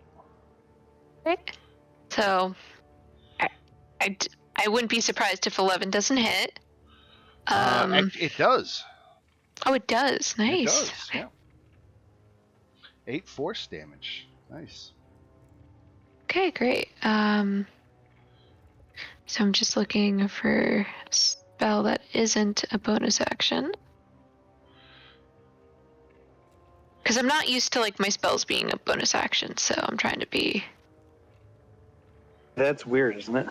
Yeah. I kept like casting stuff, and he's like, "Yeah, it's just a bonus action. What else do you need to do?" And I'm like, "I can do more." All right.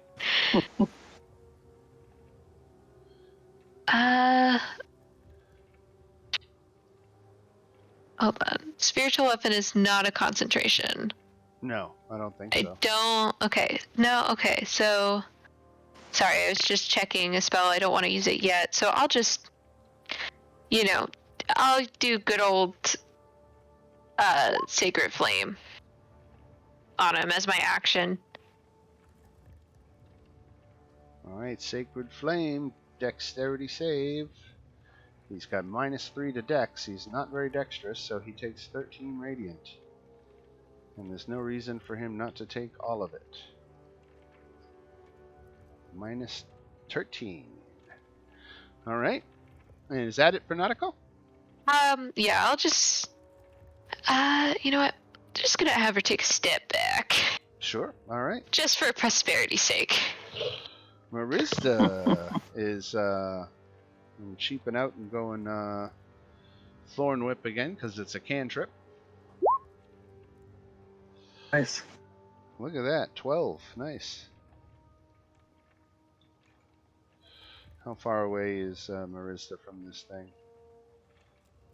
Yeah, right at the 30-foot mark, so that's where she wants to be, because that's the range of Thorn Whip. Alright, now the pudding. Pudding? Pudding! He slogs forward and is going to attack Luis.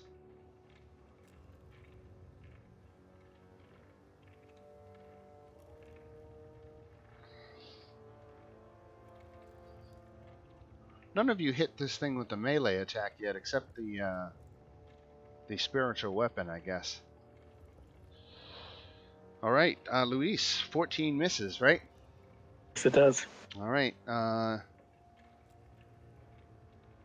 So you are able to dodge the attack, and that is 20 acid damage? Yeah.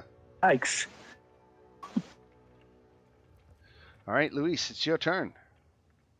Yeah, I'm disengaging and running. Go. I'm here. 1, 2, 3, 4, 5, 6. I'm going to hide behind one of these statues. All right. And as a bonus action, because I can, let's cast Spiritual Weapon. And we'll give you what? The mace? It's a bonus action. It's wonderful. Controlled by Luis. I Okay. love spiritual weapon. It's like one of my favorite spells. Yeah, Because it's you a good just one. get extra whack every time. This is going to be Alright. fun. It's also somehow not concentration, which is like even better. All right, Leela. And it's a bonus. Yay. All right. Gonna drop a shatter on top of him. Thank you for waiting for me to move. Yeah. All right, so that's a con save for him. He's good at con, but he failed and he takes 13 thunder. All right. Then Mr. Sloth.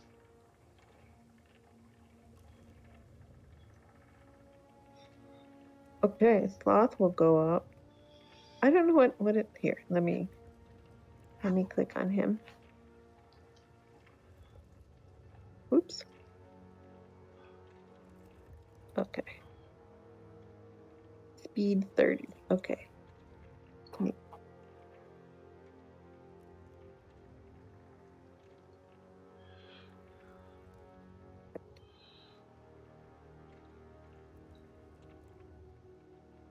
Okay. 2 slam attacks. Slam. All right. Nice. So he hits for 25 damage. That's the good news.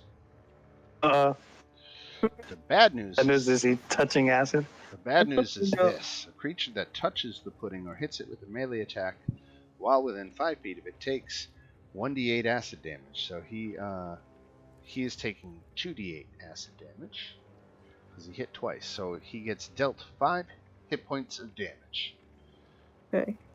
Any non-magical weapon made of a metal or wood that hits the pudding, so that doesn't apply. After dealing damage, the weapon takes a permanent. Doesn't apply. Doesn't apply. The wood hits the pudding, doesn't apply the pudding. Okay, so nothing else applies. Because Sloth doesn't use weapons, he uses his fists. And we Right. go to Orla.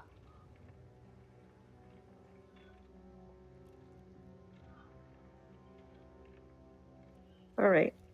Orla is going to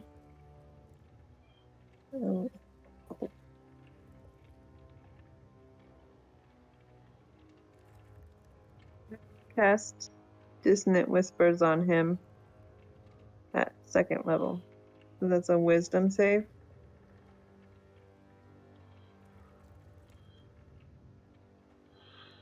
Does that spell have any limitations on how smart of a creature you can use it on, or? Possibly. I don't know off the top of my head, but in the meantime, No. he failed his wisdom save, so psychic damage. It's not like he's immune to psychic damage, so he's going to take it 13. And he's got to run away as fast as his speed away from me. And I think that means that Sloth gets an attack of opportunity. Yes, it does.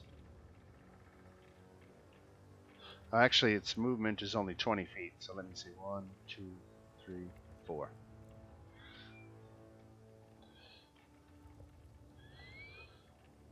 And that hits for 19 damage. Nice. But of course, Sloth takes another d8. So 1 more point of acid damage to Sloth. Okay. Polish on his fingernails is wearing off now. And I will use my bonus action to inspire Leela. No, wait. Leela's. Oh, yeah. Okay, Leela. All right. Nautical. Okay. I'm gonna move spiritual weapon right down there, and we're gonna continue whacking our friend. Alrighty, let's 15 hits for 5. nice. And then everyone's still okay so far, so just same old cantrip of Sacred Flame.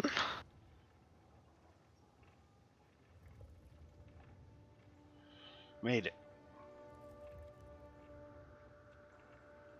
Alright, and if that's it, we will go to Miss Marista. And you know what I'm doing. There it comes for 7. And he takes him out. Down he goes. So that is... oh, I just did the math. I have to do it again. That is 200 each. And anybody who's trained in religion can make a religion check regarding this statue. I'm a paladin and somehow I'm not.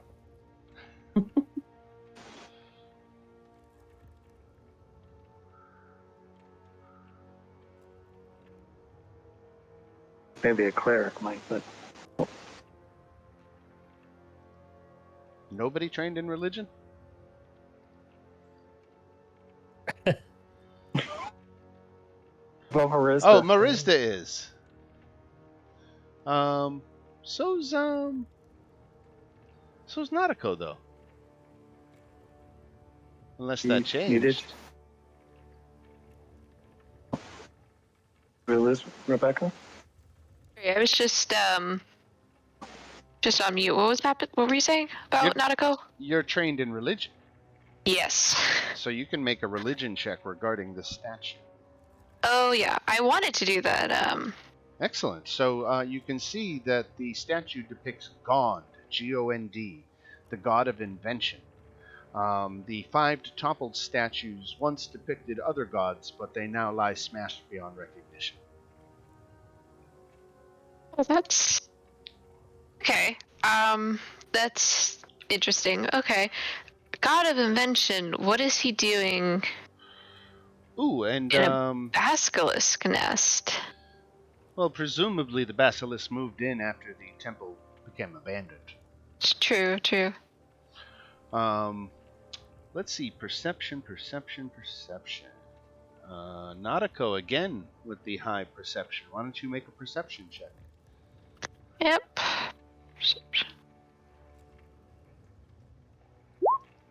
All right. How about, let's see, who's our paladin warlock?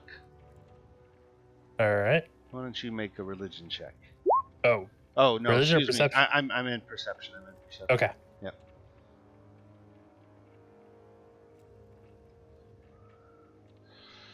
How's All right. that? So you notice a copper crown with 6 arrowhead-shaped malachite spires hanging from one of the carrion crawler's stony tentacles down here.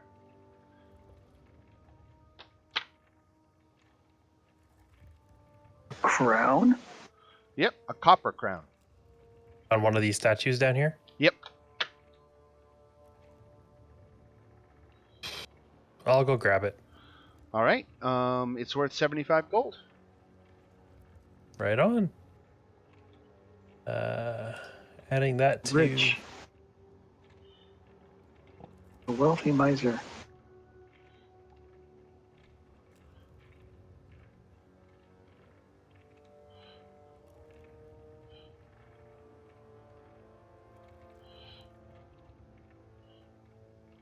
Is my spiritual weapon still up? I still have it. Yeah, there's no enemies though. I'm going after the basilisk. Okay. I want to cut off his paw and see what happens when the orb falls. Okay. But I don't want to be there when it happens. Sounds like you're hatching a plan. Let's say, do we want to maybe cast Detect Magic on this? That's a good idea. I feel like, if this is an abandoned temple, like, there's gotta be a little magic to it. Sure, I can do that. And then I can just walk around and sense any magic around here.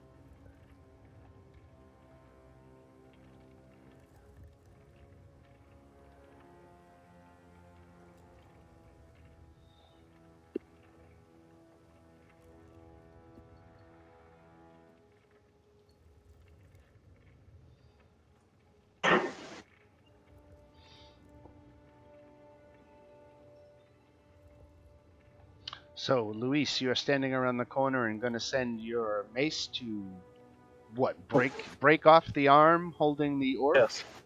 Well, first, we're doing. Is there anything magical? Yes, the orb is magical.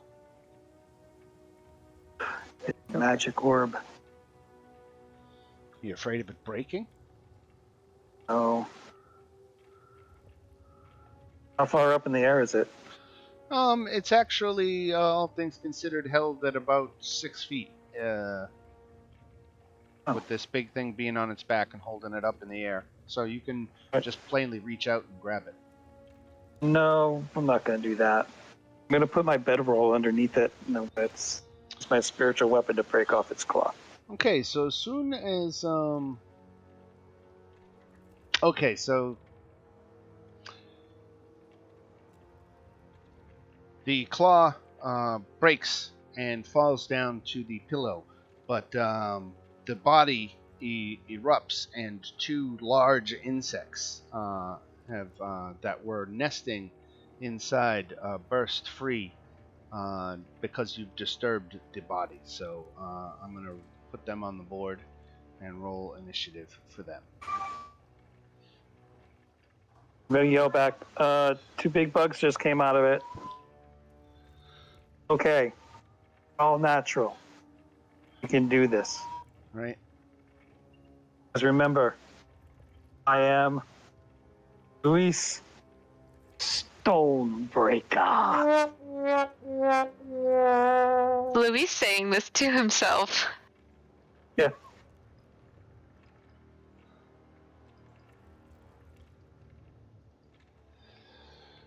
Hila, how'd you get a 0? Yeah. I have a negative 0.92 on my initiative. 0.92. Yep. Negative 9.92. Okay. Just like plate armor. You guys Is and it- your plus initiatives.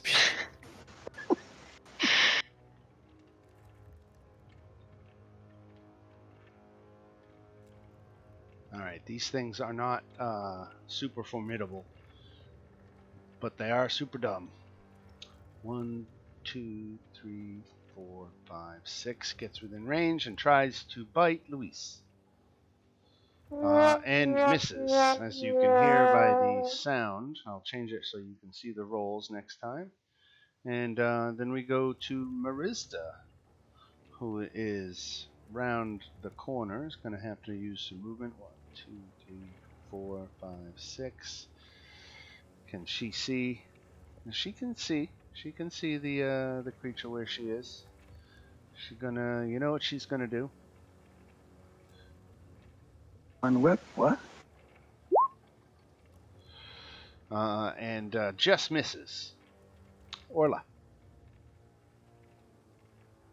Wait, what's happening? What's going on? Luis There's went to two- the north end of the chamber. Oh, please, Luis, after you. There's two big bugs. Took off the foot of the basilisk. These two big bugs came out of it. They're attacking us. Why did you do that? It's because It's a Didn't we tell basilisk. you not to touch it? I didn't touch it. My spiritual weapon took it. I listened. Oh, I see how it's going to be. I was just trying to, and I even put a pillow underneath so I didn't break the orb. I'm used to breaking things. Right? I didn't touch it because I didn't want to break it. Apparently, the bugs are there. Just bugs. It's just nature. It's okay. I've eaten bigger bugs than this.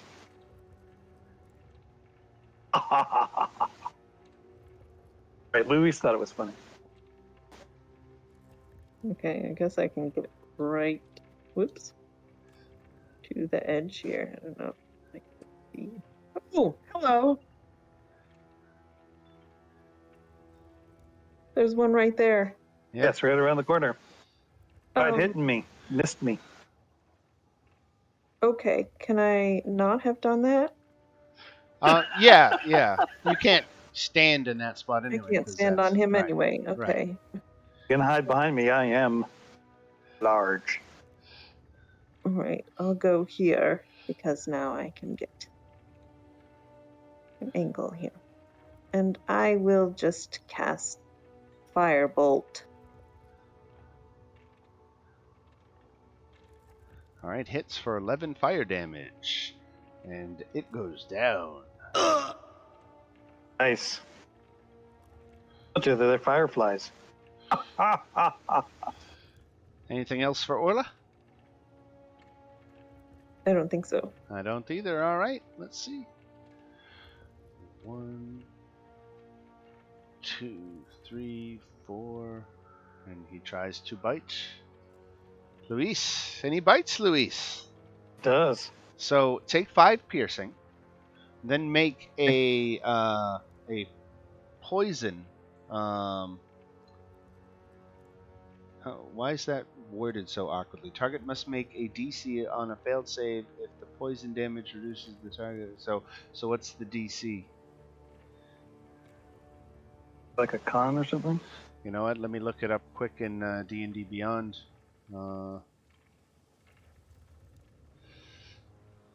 Giant centipede. See if obviously the roll 20 version doesn't have it. So a DC 11 Constitution saving throw. Okay. All right, so you made the save. So you only take.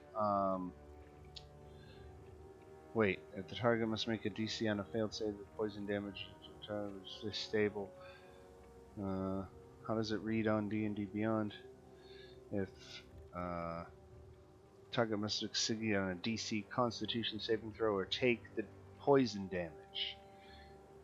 It doesn't say anything about half damage on a save, so no damage for you, just the 5 piercing. Okay. All right. Phew. Right. Now you get to respond. Luis, how did that make you feel? I don't like when bugs bite, so where's my spiritual weapon? Show me on the Over doll here, where the it's- bug hurt you.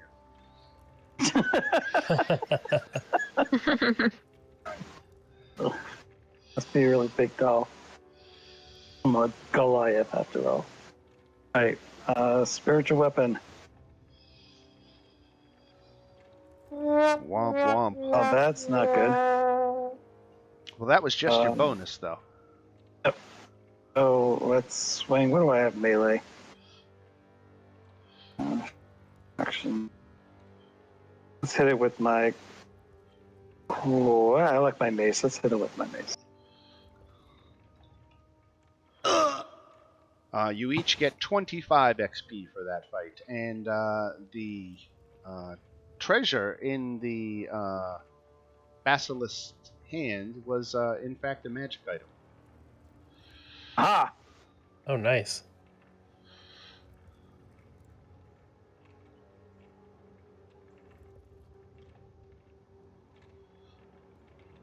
Drift globe. Yep.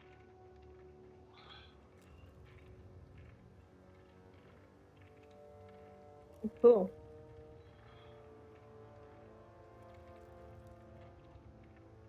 Nice. Anybody want to carry it? I was mesmerized by the globe. Light or daylight? So it's basically a floating flashlight. Right. Much, yeah. I'll let anyone who doesn't have night vision decide if they want it. Ooh, so I could drop my moon goggles and use this instead?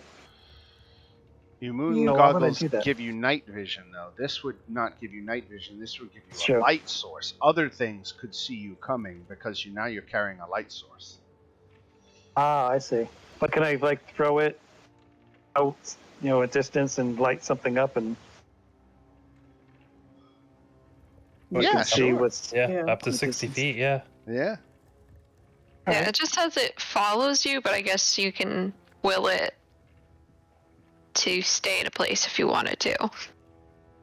I will carry the light wherever I go. Excellent. Well, I'm going to take a quick break just to refill my cup. I'll be right back.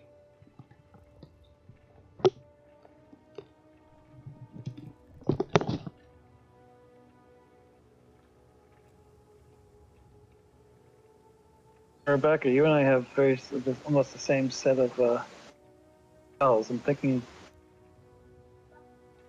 I wanted to change some of them, but I didn't get to do it fast enough.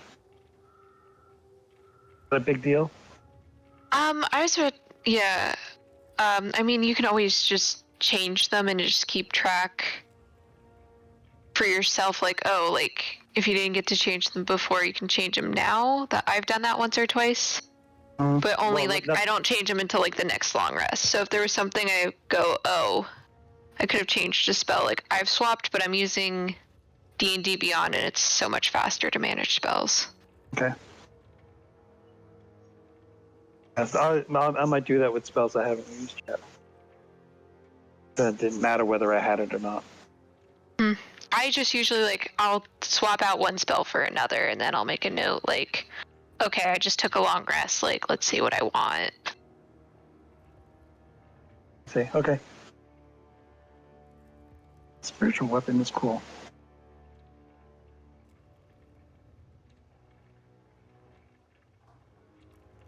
Globe.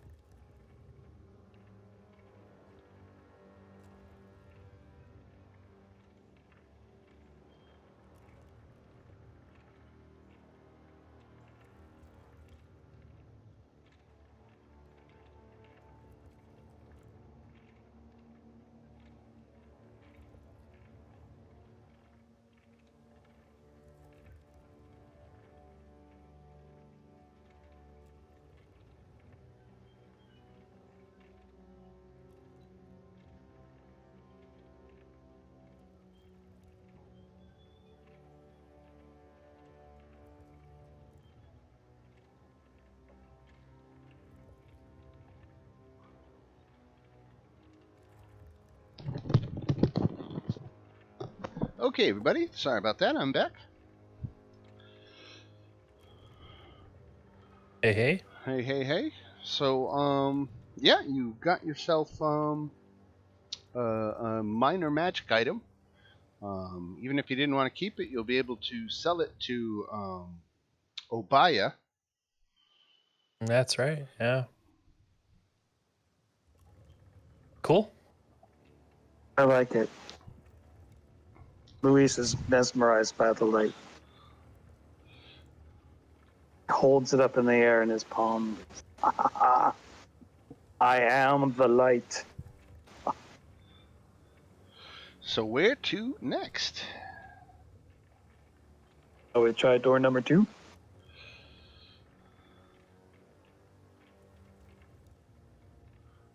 No doors down in here, right? No, not in the temple, no. One way in, one way out. Is this where you saw someone running? Yeah, it was like up here. I was about to Oh. say I can. Yeah, it was up there exactly. It looks like they headed this direction or maybe that direction. I think they went down this hallway. Yeah, they definitely went down this hallway. I go chase him? It was pretty big and pretty strange looking. It kind of looks Yes. like these Yeah, there you go. Oh, cool. That like an ogre, a hobgoblin? Avatar with teeth. It was I big. think people are. I think everybody's just walking through the. Is that a door?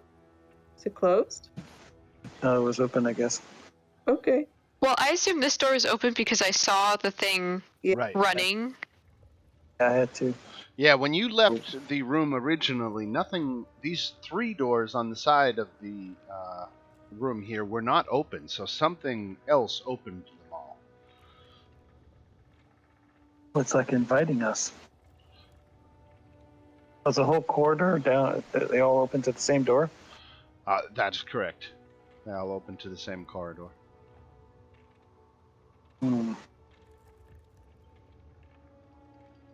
It's down this way. Is the creature? You want to go the other way? I have no strong feelings either way. I can't see the end of this corridor, so I can, Are and you able to- it looks like there is more down there. okay. Or corridor. Yeah, there's another. It has a turn here, but that leads to another hallway.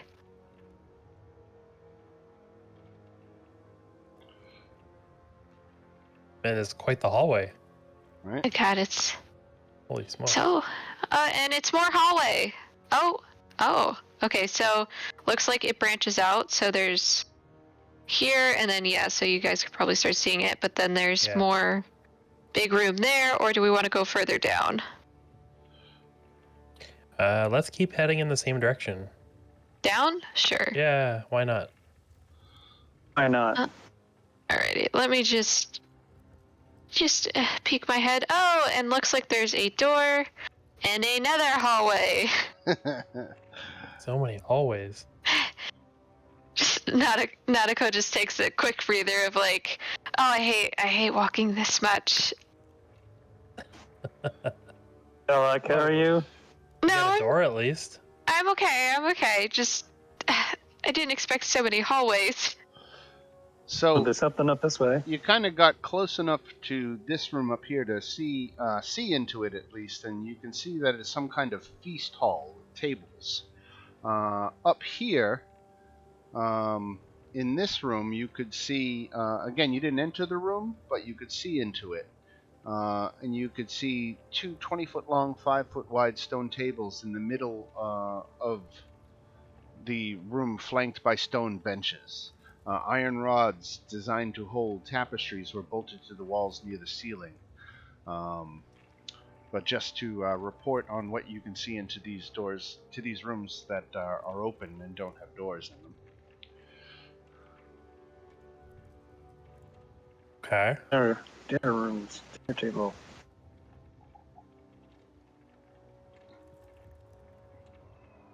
Do the tables look recently occupied at all?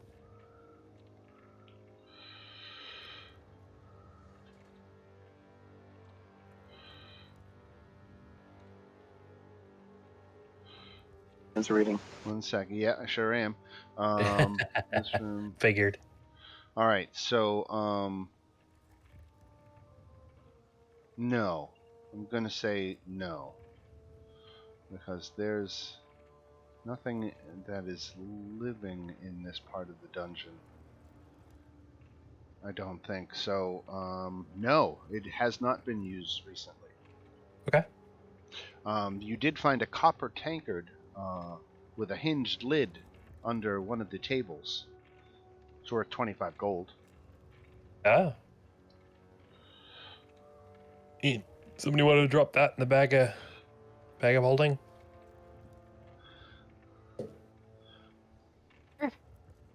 Or I can. Fine. Do. Every little bit adds up, right? Exactly. Yeah, at this rate, we're gonna have a nice cushy fund for the party.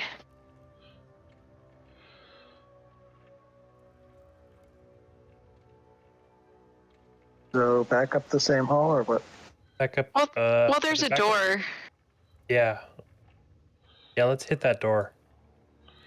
Alright, before I open said door, I would like to make a perception check. Okay. What?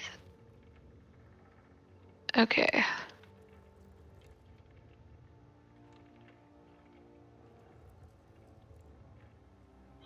All right. So, you don't hear anything. Okay, it looks like it's a storage closet, and I open the door. The door Or mission. does not open easily. And you find that here. Let me actually open it for you. And you find propped against the door is the maggot-eaten corpse of a female dwarf adventurer wearing tattered leather armor and a matching leather skullcap. In one skeletal hand, she clutches a dagger, in the other, an empty tin flagon. On a bench in the room is her burglar's pack, complete except for the lantern and flasks of oil.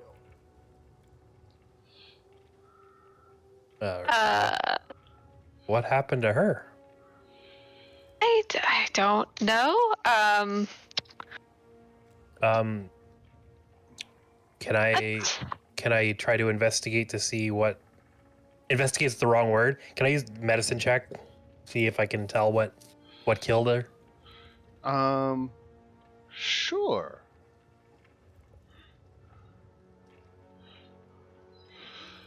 There are no obvious signs of attack, meaning that she doesn't have stab wounds and things like that. So the best you can surmise is that maybe it was some kind of poison. Her flagon.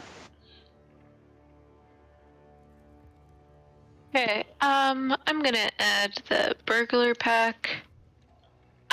So wait, what is in the burglar pack that you said? Let's see. Burglar's pack.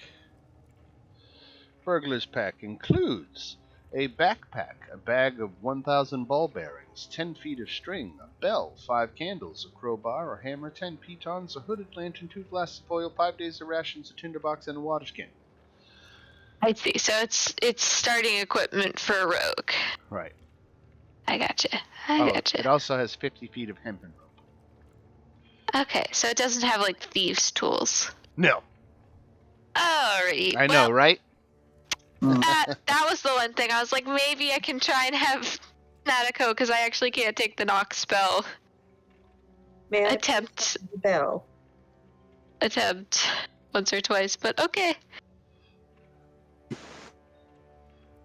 I'm collecting instruments. Yeah, there's no instruments, right? Well, there's a bell, so I'm going to take that. It makes noise. Sure. Is there anything else in either of these little room sections?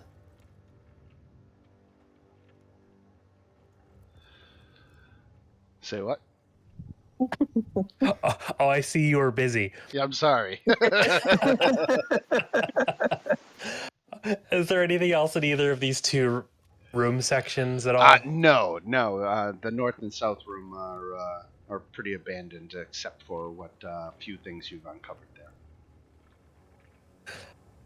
Okay, sure.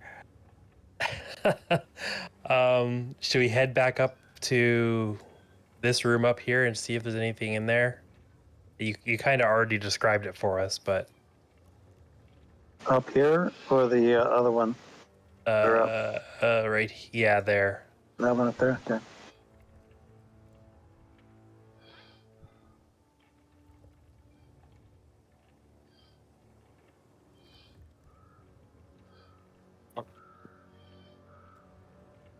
That was the only thing in that room, the dead adventurer. Yeah.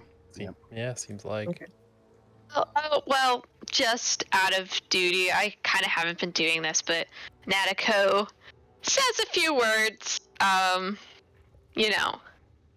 does a little, like, may your soul rest among the stars, and they look down upon you. Very nice. And that's all she kind of does with the body. Very nice and decent of you. Yeah, she's kind of forgotten. She's like, right, I should probably just be doing that for the bodies. Now, Leela, you've walked into a room that reeks. Boy, does it smell in here. Like rotten meat. Oh. This room had tables as well, didn't it? Yeah, tables and benches, right. So the tables in here seem somewhat recently used? Um, I mean, if it's rotten meat, then, not really recent, but... there is actual rotten meat on the floor and on the tables.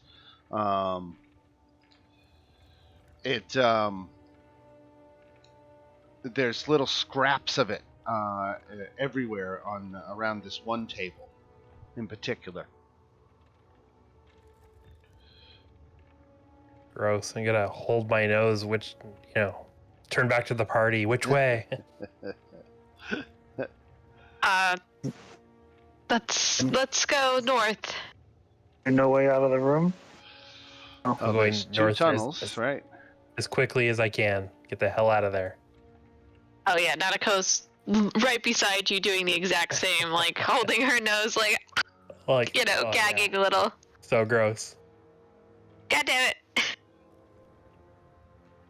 What do you see? It's a dead end. Yeah, tunnel collapsed.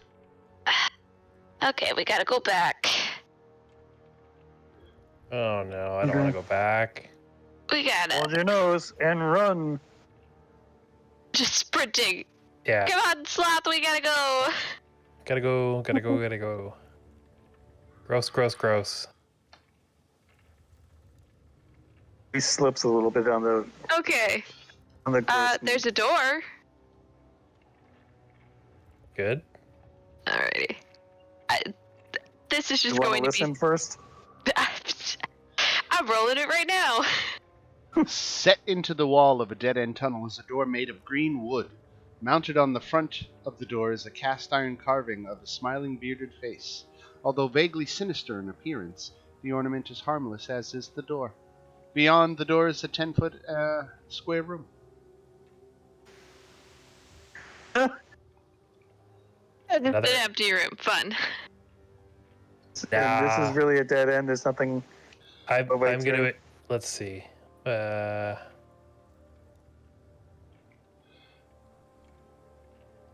Yeah, I'm gonna expend a Wand of Secrets charge.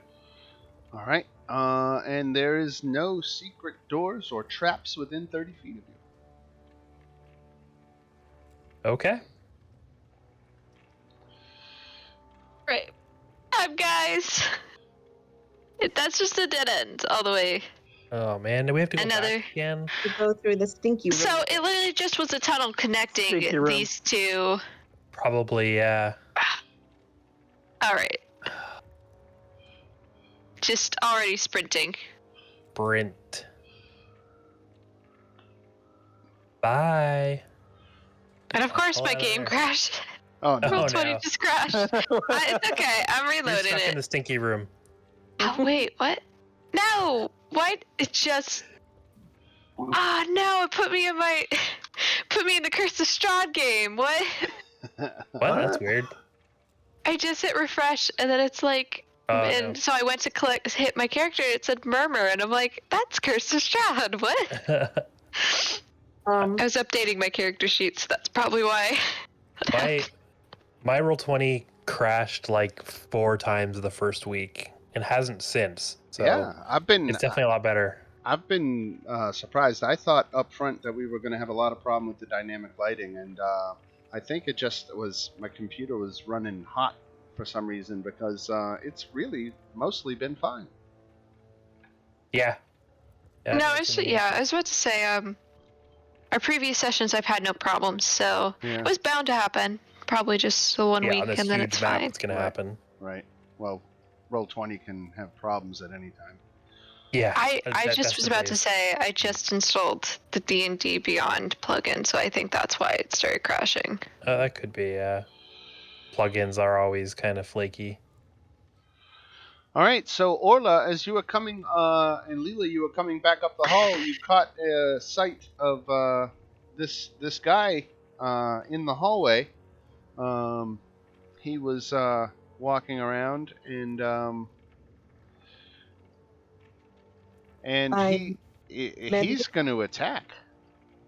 Okay, would I have stopped when I saw him? I think so. Yeah, I think it's safe to say. So I don't know if I'm like further back here. Or I can move him. How about that? Okay. We can say you see him. You got here to the corner. You turned and you saw him. You signal back to the people right behind you. Oh, guys. Hold on. There's this guy. Yeah, your friend is here. Oh God, Snow. The guy who's into the stinky meat. Is he responsible? I have a word with you, sir. Let's see, what does he speak? Terrible accommodations. Does anybody speak giant? No. All right. Then I think somebody does. You do? All right, Goliath. Goliath. Stormbreaker. Yell at him for me. What do you want me to say to him? She has a whole list of things that, Start yelling, stinky meat. He made a That's a good start. and didn't Did you say, clean Orla? up after himself. Huh? I said he made a terrible mess and didn't clean up after himself. I yell that in giant. I made a horrible mess and didn't clean up after us. I just said it wrong. You the ones killed the Manticores. Welcome. Me want no trouble from you. That's right. You should stay away from us, but go clean up the mess. What's your name? I always love doing that. George. George, no. What is it? Let me see. George, of course. George.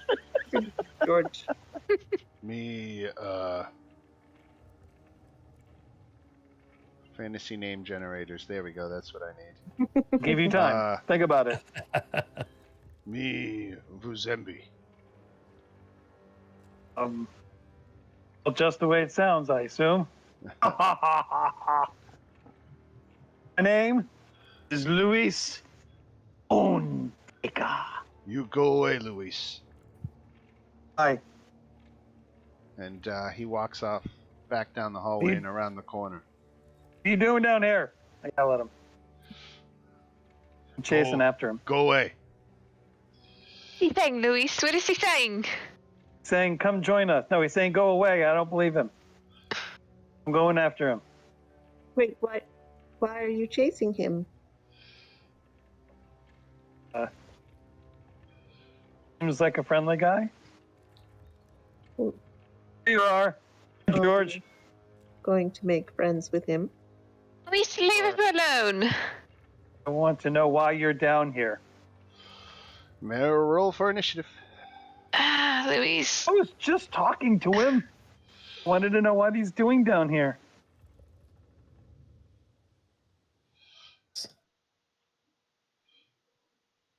Try that again. Oh, much better.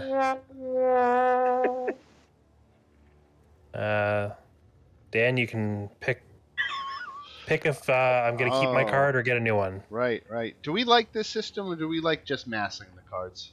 I kind of like just massing the cards, honestly. Yeah, it seems easier than having to fuddle around with the cards too much. So if you just want to take another red one instead, and we can abandon that experiment. Sure. We all had more fun just letting the cards pile up because we forget to use them half the time anyway. That is true. I was about to say, sometimes there's just not a good opportunity to play them. Right. You got a card that gives you a thing on a saving throw, and you don't have to make a saving throw. Or it's like, oh, you get double the, money or whatever, and it's like, nope, there was nothing of worth to double. Yeah. Right. And I think sometimes it's self-fulfilling prophecy, because I think if you got a red card that says, like, miss an attack roll, then you strategically can choose to do something that doesn't involve an attack roll. Yeah. Like you cast Mm, spells that require saving Yeah. throws instead. So Saving you can throws. kind of work around having that red card a little bit. I think one of the best I got was I had a card that was double XP for like, and I used it after a major encounter. Right, right. I don't That know was that awesome. I stopped doing the double XP because when you read that good, the fortuitous circumstance card, it doesn't say anything about doubling XP. It says about doubling loot. I in the Curse of Strahd game, I took that out as an option. I think because it made you level up too fast. And I think it took some of the challenge out of it. But I don't know. You guys could tell me better. He's leveling up fast. I've only ever seen that card once, so I didn't Right. really. Oh, okay, all right. Maybe there was another group I had that just seemed like they were getting them like frequently, Yeah. and they would use them on boss fights, which are like, oh my god. I was like, yeah, I 10,000 XP. There you go.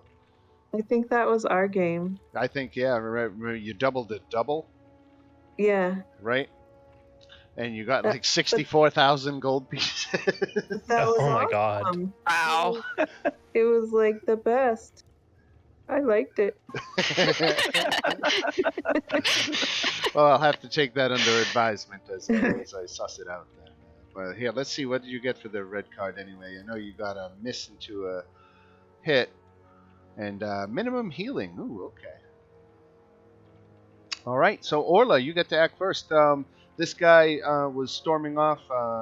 He was really telling you to back off, and you followed him down the hall into his quarters, and he's losing his temper now. But Orla, you can from around the corner have got the first action. Remember, he's I'm afraid just of us. gonna He be knows we like- beat the Manticores. I'm just gonna be like, oh no, wait. No, it's fine. Don't worry about him. We're not going to hurt you. Here. Let's see, what can I do? That's like nice.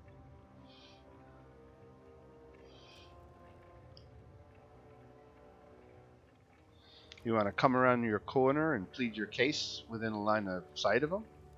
Yeah, I'm thinking of something that I can do nice Okay. for him. Like I'll do something like I'll use prestidigitation and just like make a little like puff of like sparks and like a little song to go with it, just like a nice little like, oh look, see, pretty little illusion. Isn't that nice? We're not going to hurt you. Come on, Luis, let's go. Make a persuasion check. Because I don't know if he can understand me, so Oh, I'll repeat all of that in Oh, Giant. right. Yeah, that's right. He doesn't Oh. speak common, right? well that's why I made a little show for him. But Gotcha. Okay, That so translation is not very good. you've obviously made a peaceful gesture at him with some minor prestidigitation or some such. Yeah. Yeah. You've clearly communicated that you mean to be non-threatening. I think even without the him understanding the words, he's understanding your intent and your body language and your display.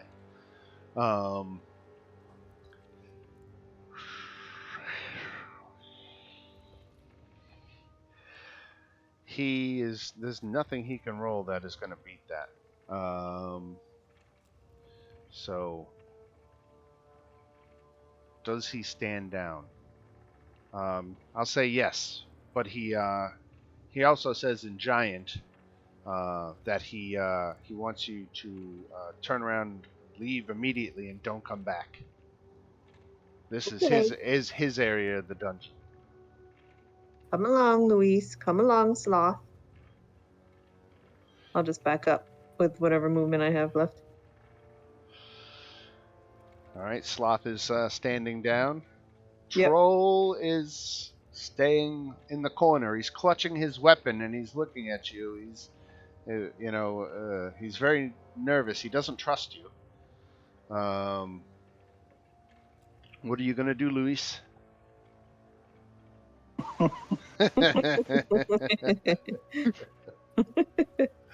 I am taking steps toward him, my arms open, hands up, and saying in giant something to the effect of, "Brother, let's not fight." And I'm going to try and give him a hug. All right, step in. Okay. He swung at you and missed. That didn't come up. Okay. Yeah, I gotta adjust it so you can see it. Why'd you swing at me? I said let's be friends. And just for that, I'm casting Inflict Wounds. All right, he takes 20 damage.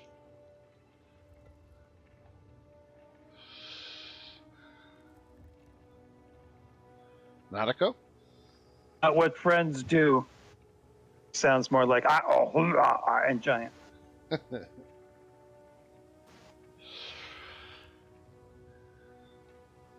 You gonna leave Luis to play with his friend, or are you gonna join in, Nadako?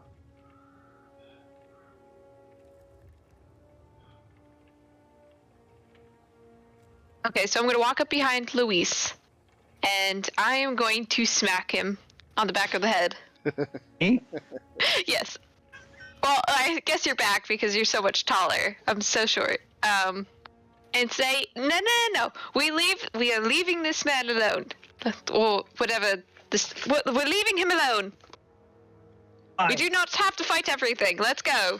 I wasn't fighting. He hit me first. I was trying to be his friend, his brother. He missed you first, Yes, well, he attempted to hit me. but you escalated it. You could have Luis, de-escalated. I continue to smack him, and I'm like, come on, and I know it's a feeble attempt, but I'm just gonna try and drag him away.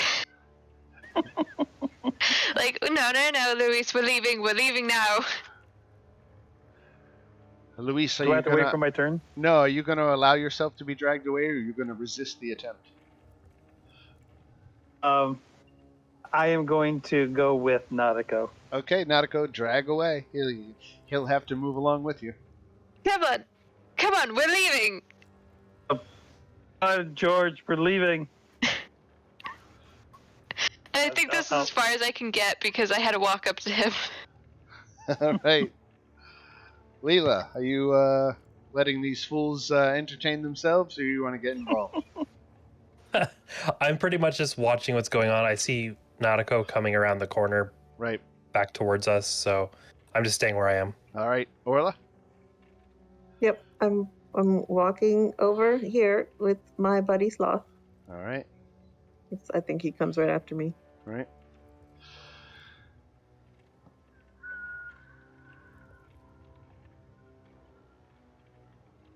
Yeah, okay. He's willing to stand off. He regenerates 10 hit points. Because he does that.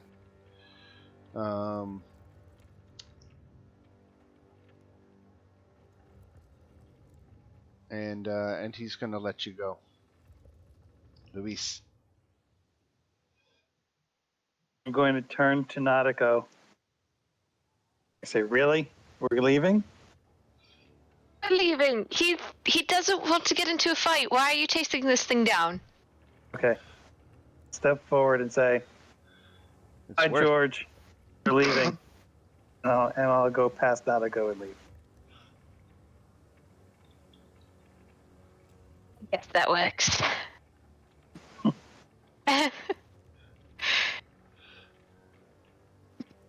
Well, actually, one more thing before I leave. Just Yeah. remember my name. Luis. Stonebreaker. Then I leave. I have to laugh. All right. Yeah, I'm We're just at gonna level follow 1. I wanna behind know him. It's just still like smacking the back of his back. Like, really, you had to go pick a fight. We could have left it in peace. We did leave in peace. It was trying to be his brother, his friend. That's what I do. I am. By punching it. What? By attacking it. I Attack was saying me punch, first. but oh my god. I was learning him a lesson. not to hit people when they're trying to be their friends. Oh, Luis. Didn't hurt him much. And so she walks away without any more words. Like, I'm done with this. Oh. Okay. All right. Are there any more doors to explore? I think you've explored everything in this wing of the dungeon. Maybe we should go back and talk to George. Looks like. Let me look through your eyes again. It really looks like you've explored most of the northern section of the dungeon. Cool. The way you came up into this area was through this hall here, which the second set of bandits was at. They're the bandits that opted not to fight you and instead gave you their golem so that you would just go away. By the way, that's classic. That's good. We still have him, and this is like fate that I can like heal him with just just grabbing his hand and zapping him back to life. It was meant to be. It was meant to be. Soulmates. How much of a conversationalist, though? Speaking of that, I'm going to zap him because he got what happened to him. I forget what happened. Right. Something hit him. Oh, it was the black pudding thing. So I'll just zap him a couple times. There you go, Sloth. All better.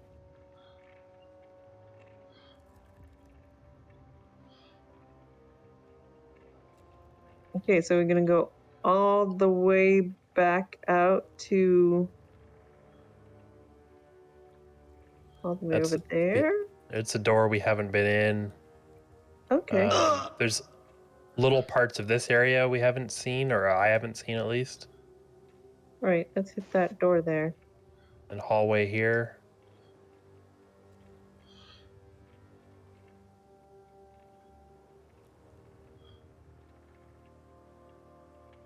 That's right, we didn't finish down here.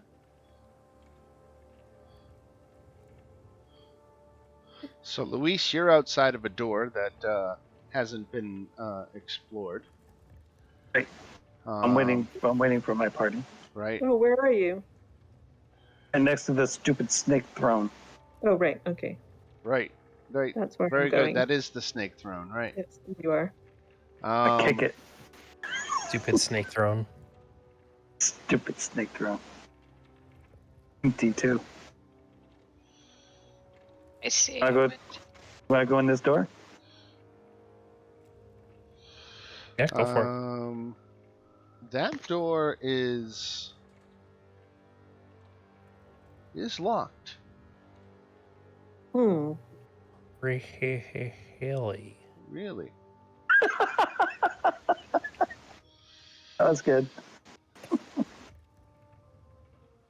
Every single time I park my car, I do like a glove.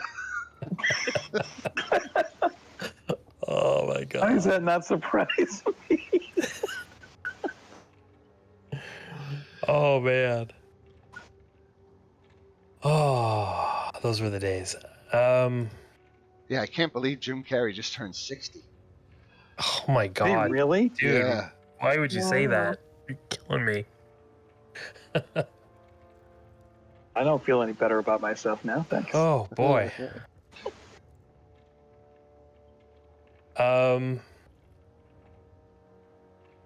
Did any of us learn the knock spell while we rested? I can't. Oh. Yeah, I can't either. I thought so. Okay. It's a bard could cast it. But yeah, it's bard, wizard, and sorcerer. All right. I can't change my spells until I level up. So Right. to get more precise, the way this door is, there's no lock mechanism built into the door itself, but grafted to the wall is something of a padlock that secures the door. So this was not the original architecture of the door. Doesn't have a lock built into it. Somebody has placed and made it have a lock. Okay, It's on so our it's something side? that we could break. Right. Well, that's what I'm gonna do then. I think it's a great idea because whoever's on the inside couldn't have locked the door. I'll give it a It's got to be empty, or somebody is either trapped inside. yeah. Yes, they may have locked somebody inside the door. I'm gonna try to break the lock. All right. You see a cot against the south wall, and other furnishings include a lit lantern which rests atop a wooden trunk painted with pictures of clowns, a frayed circular rug, and a folding wooden privacy screen. The trunk is unlocked. And that is that. That's what the room beyond is. I assumed you eventually would step inside. It's just a little room. And the lantern is lit, Yes. so Did you say recently something used. Painted with pictures of clowns? Yes. Yeah, Oh, what the hell's hells that no. about? No. That's bad. Wait. So is this like where they would change into their little vampire disguises? Yeah, it's their little costume area. I don't know Green about. room. I don't. Yeah, I was about to say I don't know about the clown get up, but but I know they. That's what I think personally, because this is where they all ended up being like, oh shit, never mind, we're not gonna fight these people. Can I Stage. take a look in the chest?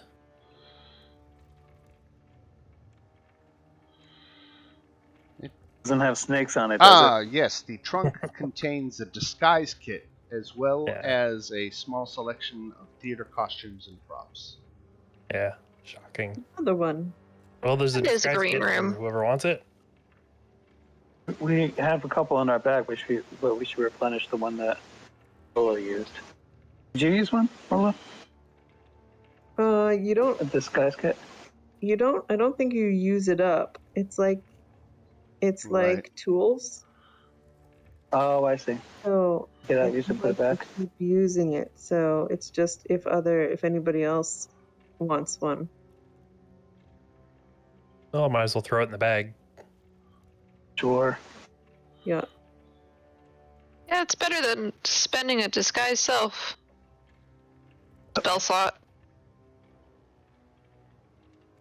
All right. Cool. Where What else to? do we not waste our time with what we're going to now? It's down here. It's a dead end. Okay. Nope. This you can see, or maybe you can't see. Yeah, I guess you can't see, but you can hear some bandits talking in the hallway to the south of you. Can you ping where you're talking about? Okay. Yeah, I'm there. I'm there.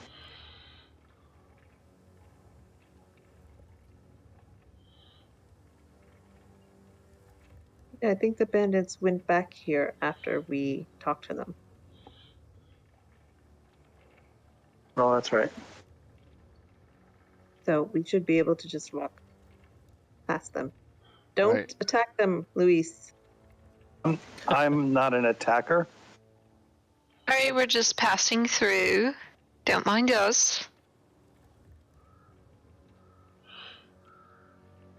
Tripped on the way down the stairs. I'll get back up again. Oh, there's a little cove here if we want to explore. Pardon me, excuse me, pardon me.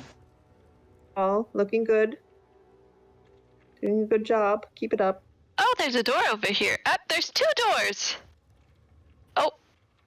Wow, there's a lot to explore here. Oh. I'm just opening all the doors down here. Thanks. There's a lot of doors. Right.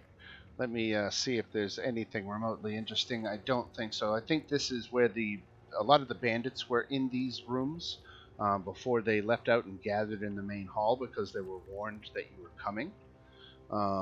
So these rooms back here, the one you're in, Luis, looks like it belonged to the bandit captain. The entire northern wall is one large stone fresco depicting a rugged mountain hollowed out with caverns containing tiny sculpted figures of dwarves. Behind the mountain, carved rays of brilliant sunlight fan out over the edge of the wall, and beneath the mountain fresco, carved into the floor, is a large recessed stone tub, 8 foot long, 4 foot wide, 2 foot deep. Go ahead and make a perception check, Luis. Okay.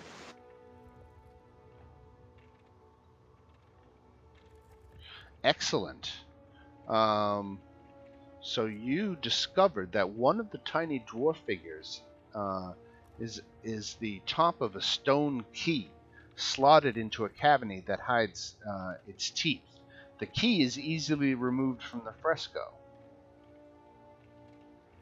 I was going to put my hands up on the wall anyway because I'm a mountain guy, Right.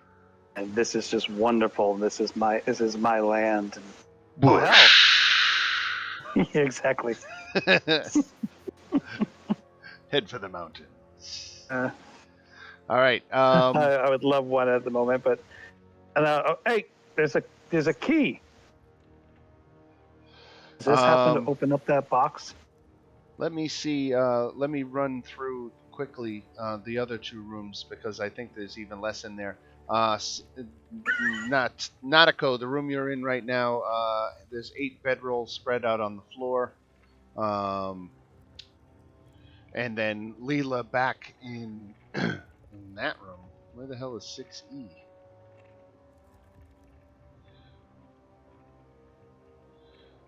C, D, there is no 6E. I don't know what to tell you. It's back there. Yes. So you've got this key.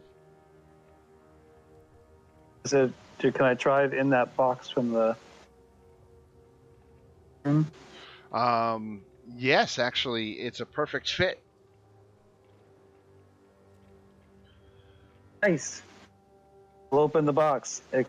Close case. I take a fireball. What? What's in the box? Inside the box is a dry, withered heart. Dry, withered heart. Yes. Well, at least it's not fleshy and beating. Closing the lid. I'm looking at this heart. Dry, withered heart. Know anybody who's missing a heart?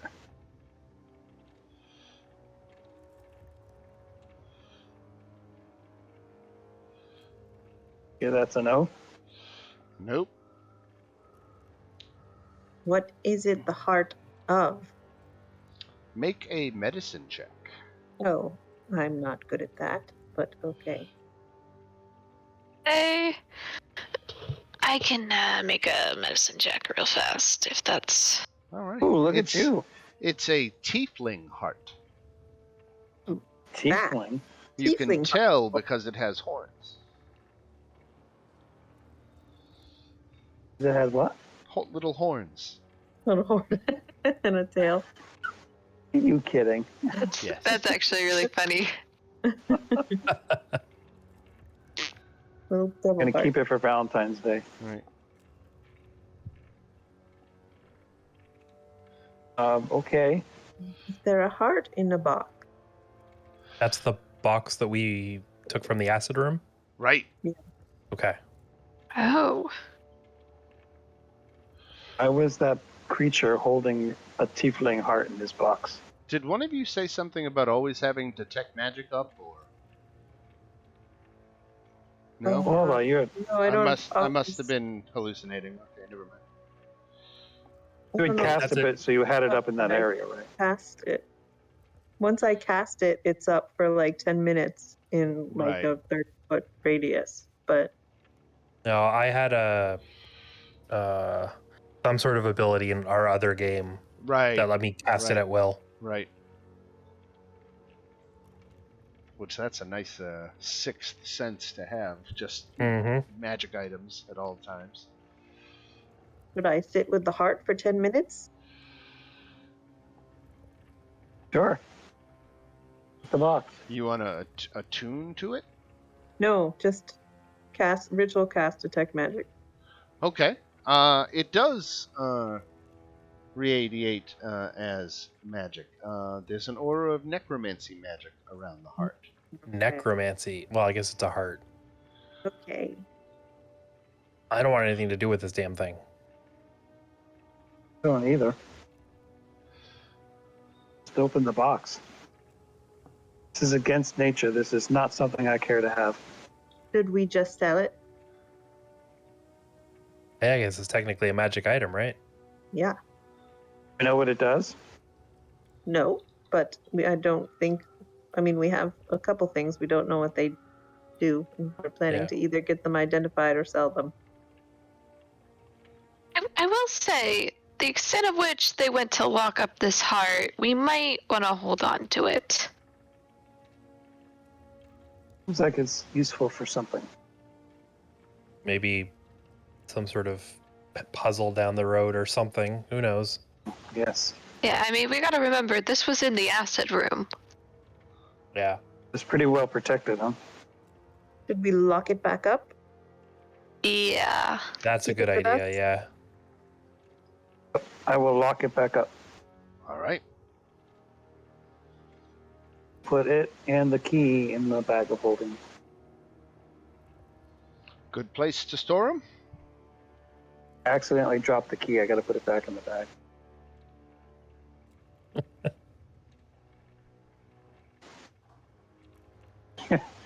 This is as his character is being developed a little bit more.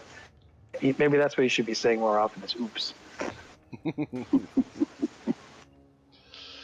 This day, my dad still shudders in fear whenever I say the word oops.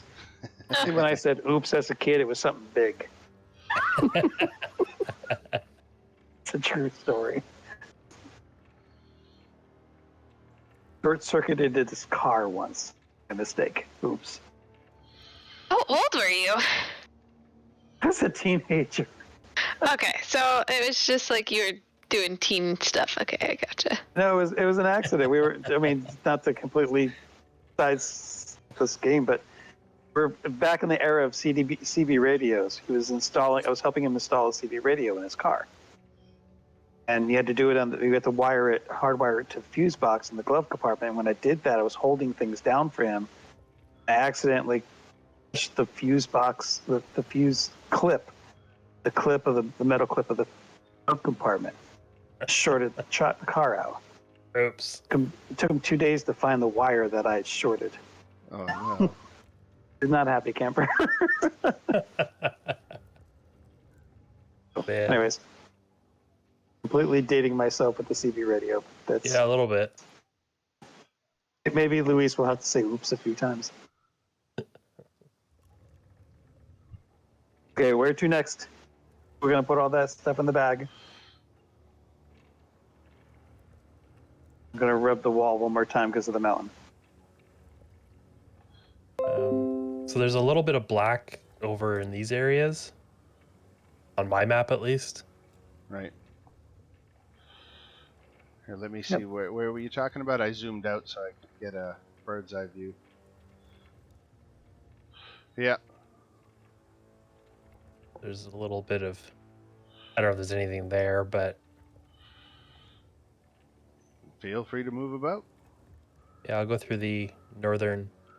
Yeah, I figured that would just connect with that. Yeah. Try the southern one.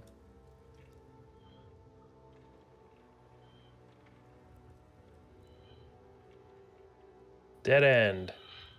Make a perception anything- check.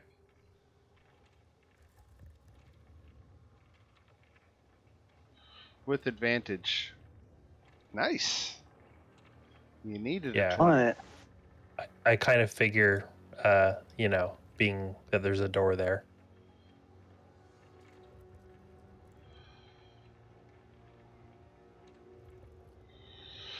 So, piled up against the west side of this secret door, but undetectable from the east side. So the side you're on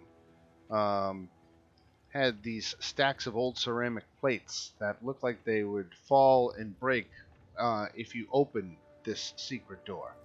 That was a warning. Right. Here you go. Nice little warning trap. Like it. I just got sloth like stuck in the wall somehow. Right here.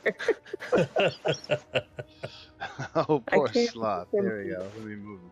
Thank you. Okay. Oops. Poor sloth.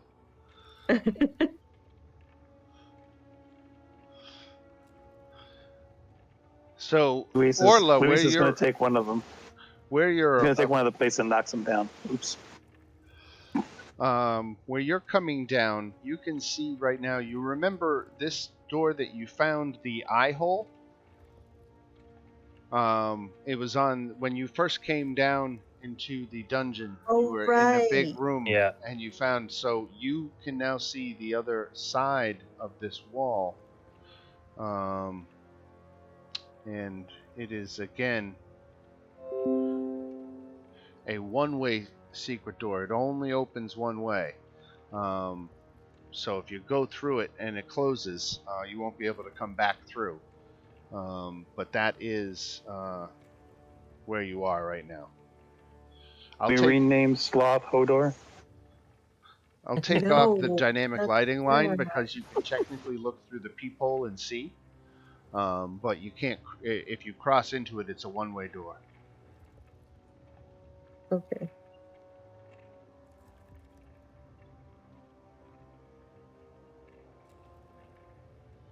Luis isn't going through, splitting the party.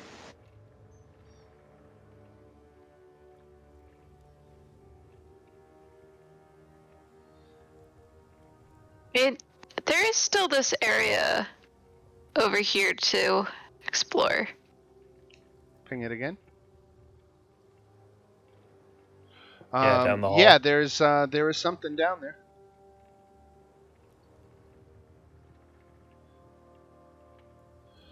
Oh, that's right. We went north instead of south, right?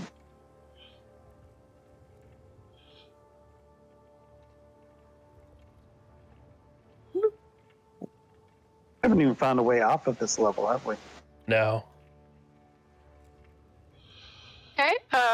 So at the Looks end like- of a long hall is a 50-foot square room with 5 pillars made of mortared humanoid bones, painted black. Okay. The dramatics.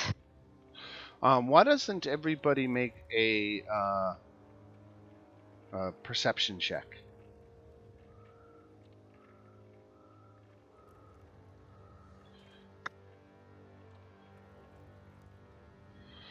Let me see if half of you beat this. Oh.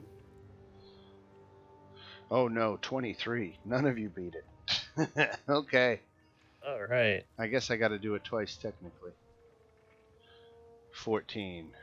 How many of you beat 14? 1, 2, 3. Oh wait, that's a medicine check. About one you're playing, I forget her. Resnick. All right. You spot something moving high up in the ceiling around these alcoves, or excuse me, columns. I meant to say.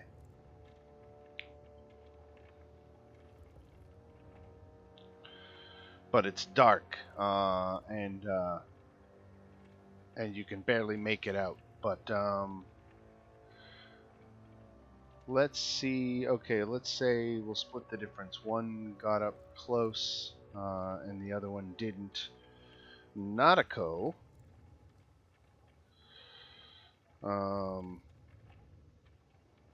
You're gonna get a surprise attack of tentacles, but they miss. So these tentacles reach down from high up in the ceiling darkness, but missed you, Nautico. You dodged out of the way, and we can, unless everybody wants to call it right here, because we are right at 10.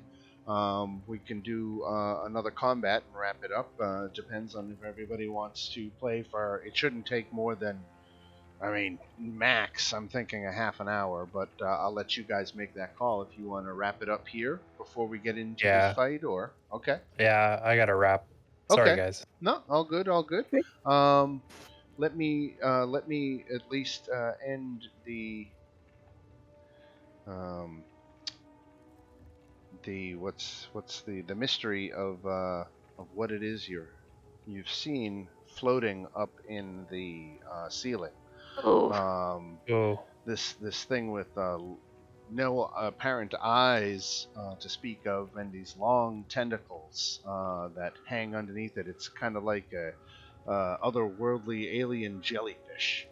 But this is the combat that we will start next week with.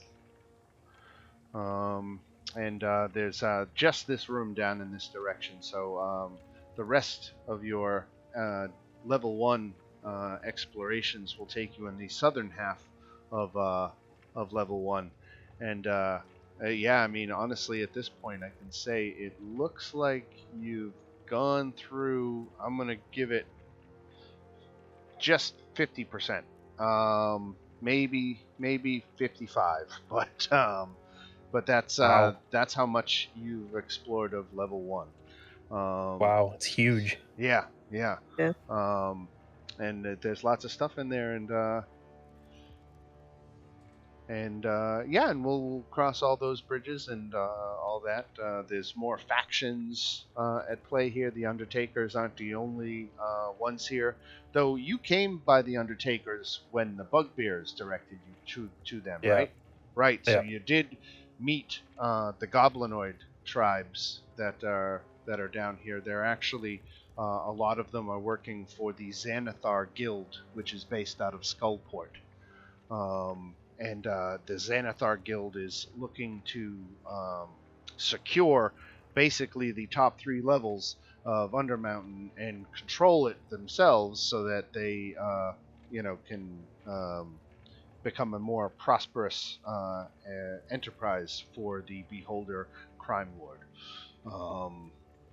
But all right, we will leave it at that. I'll stop jibber jabbering and let you all go. And thanks muchly to everybody. And we will see you next Thursday night. Awesome. Right. Good. All right, Right. everybody. Cool. All right, have a good one. Terrible. If there are no closing thoughts, we'll wrap it up. All right. I See you just guys. like Rebecca's post. That was cool. Drag. Exactly. Have a See you good one, guys. guys. All right. Bye bye. Bye. Bye.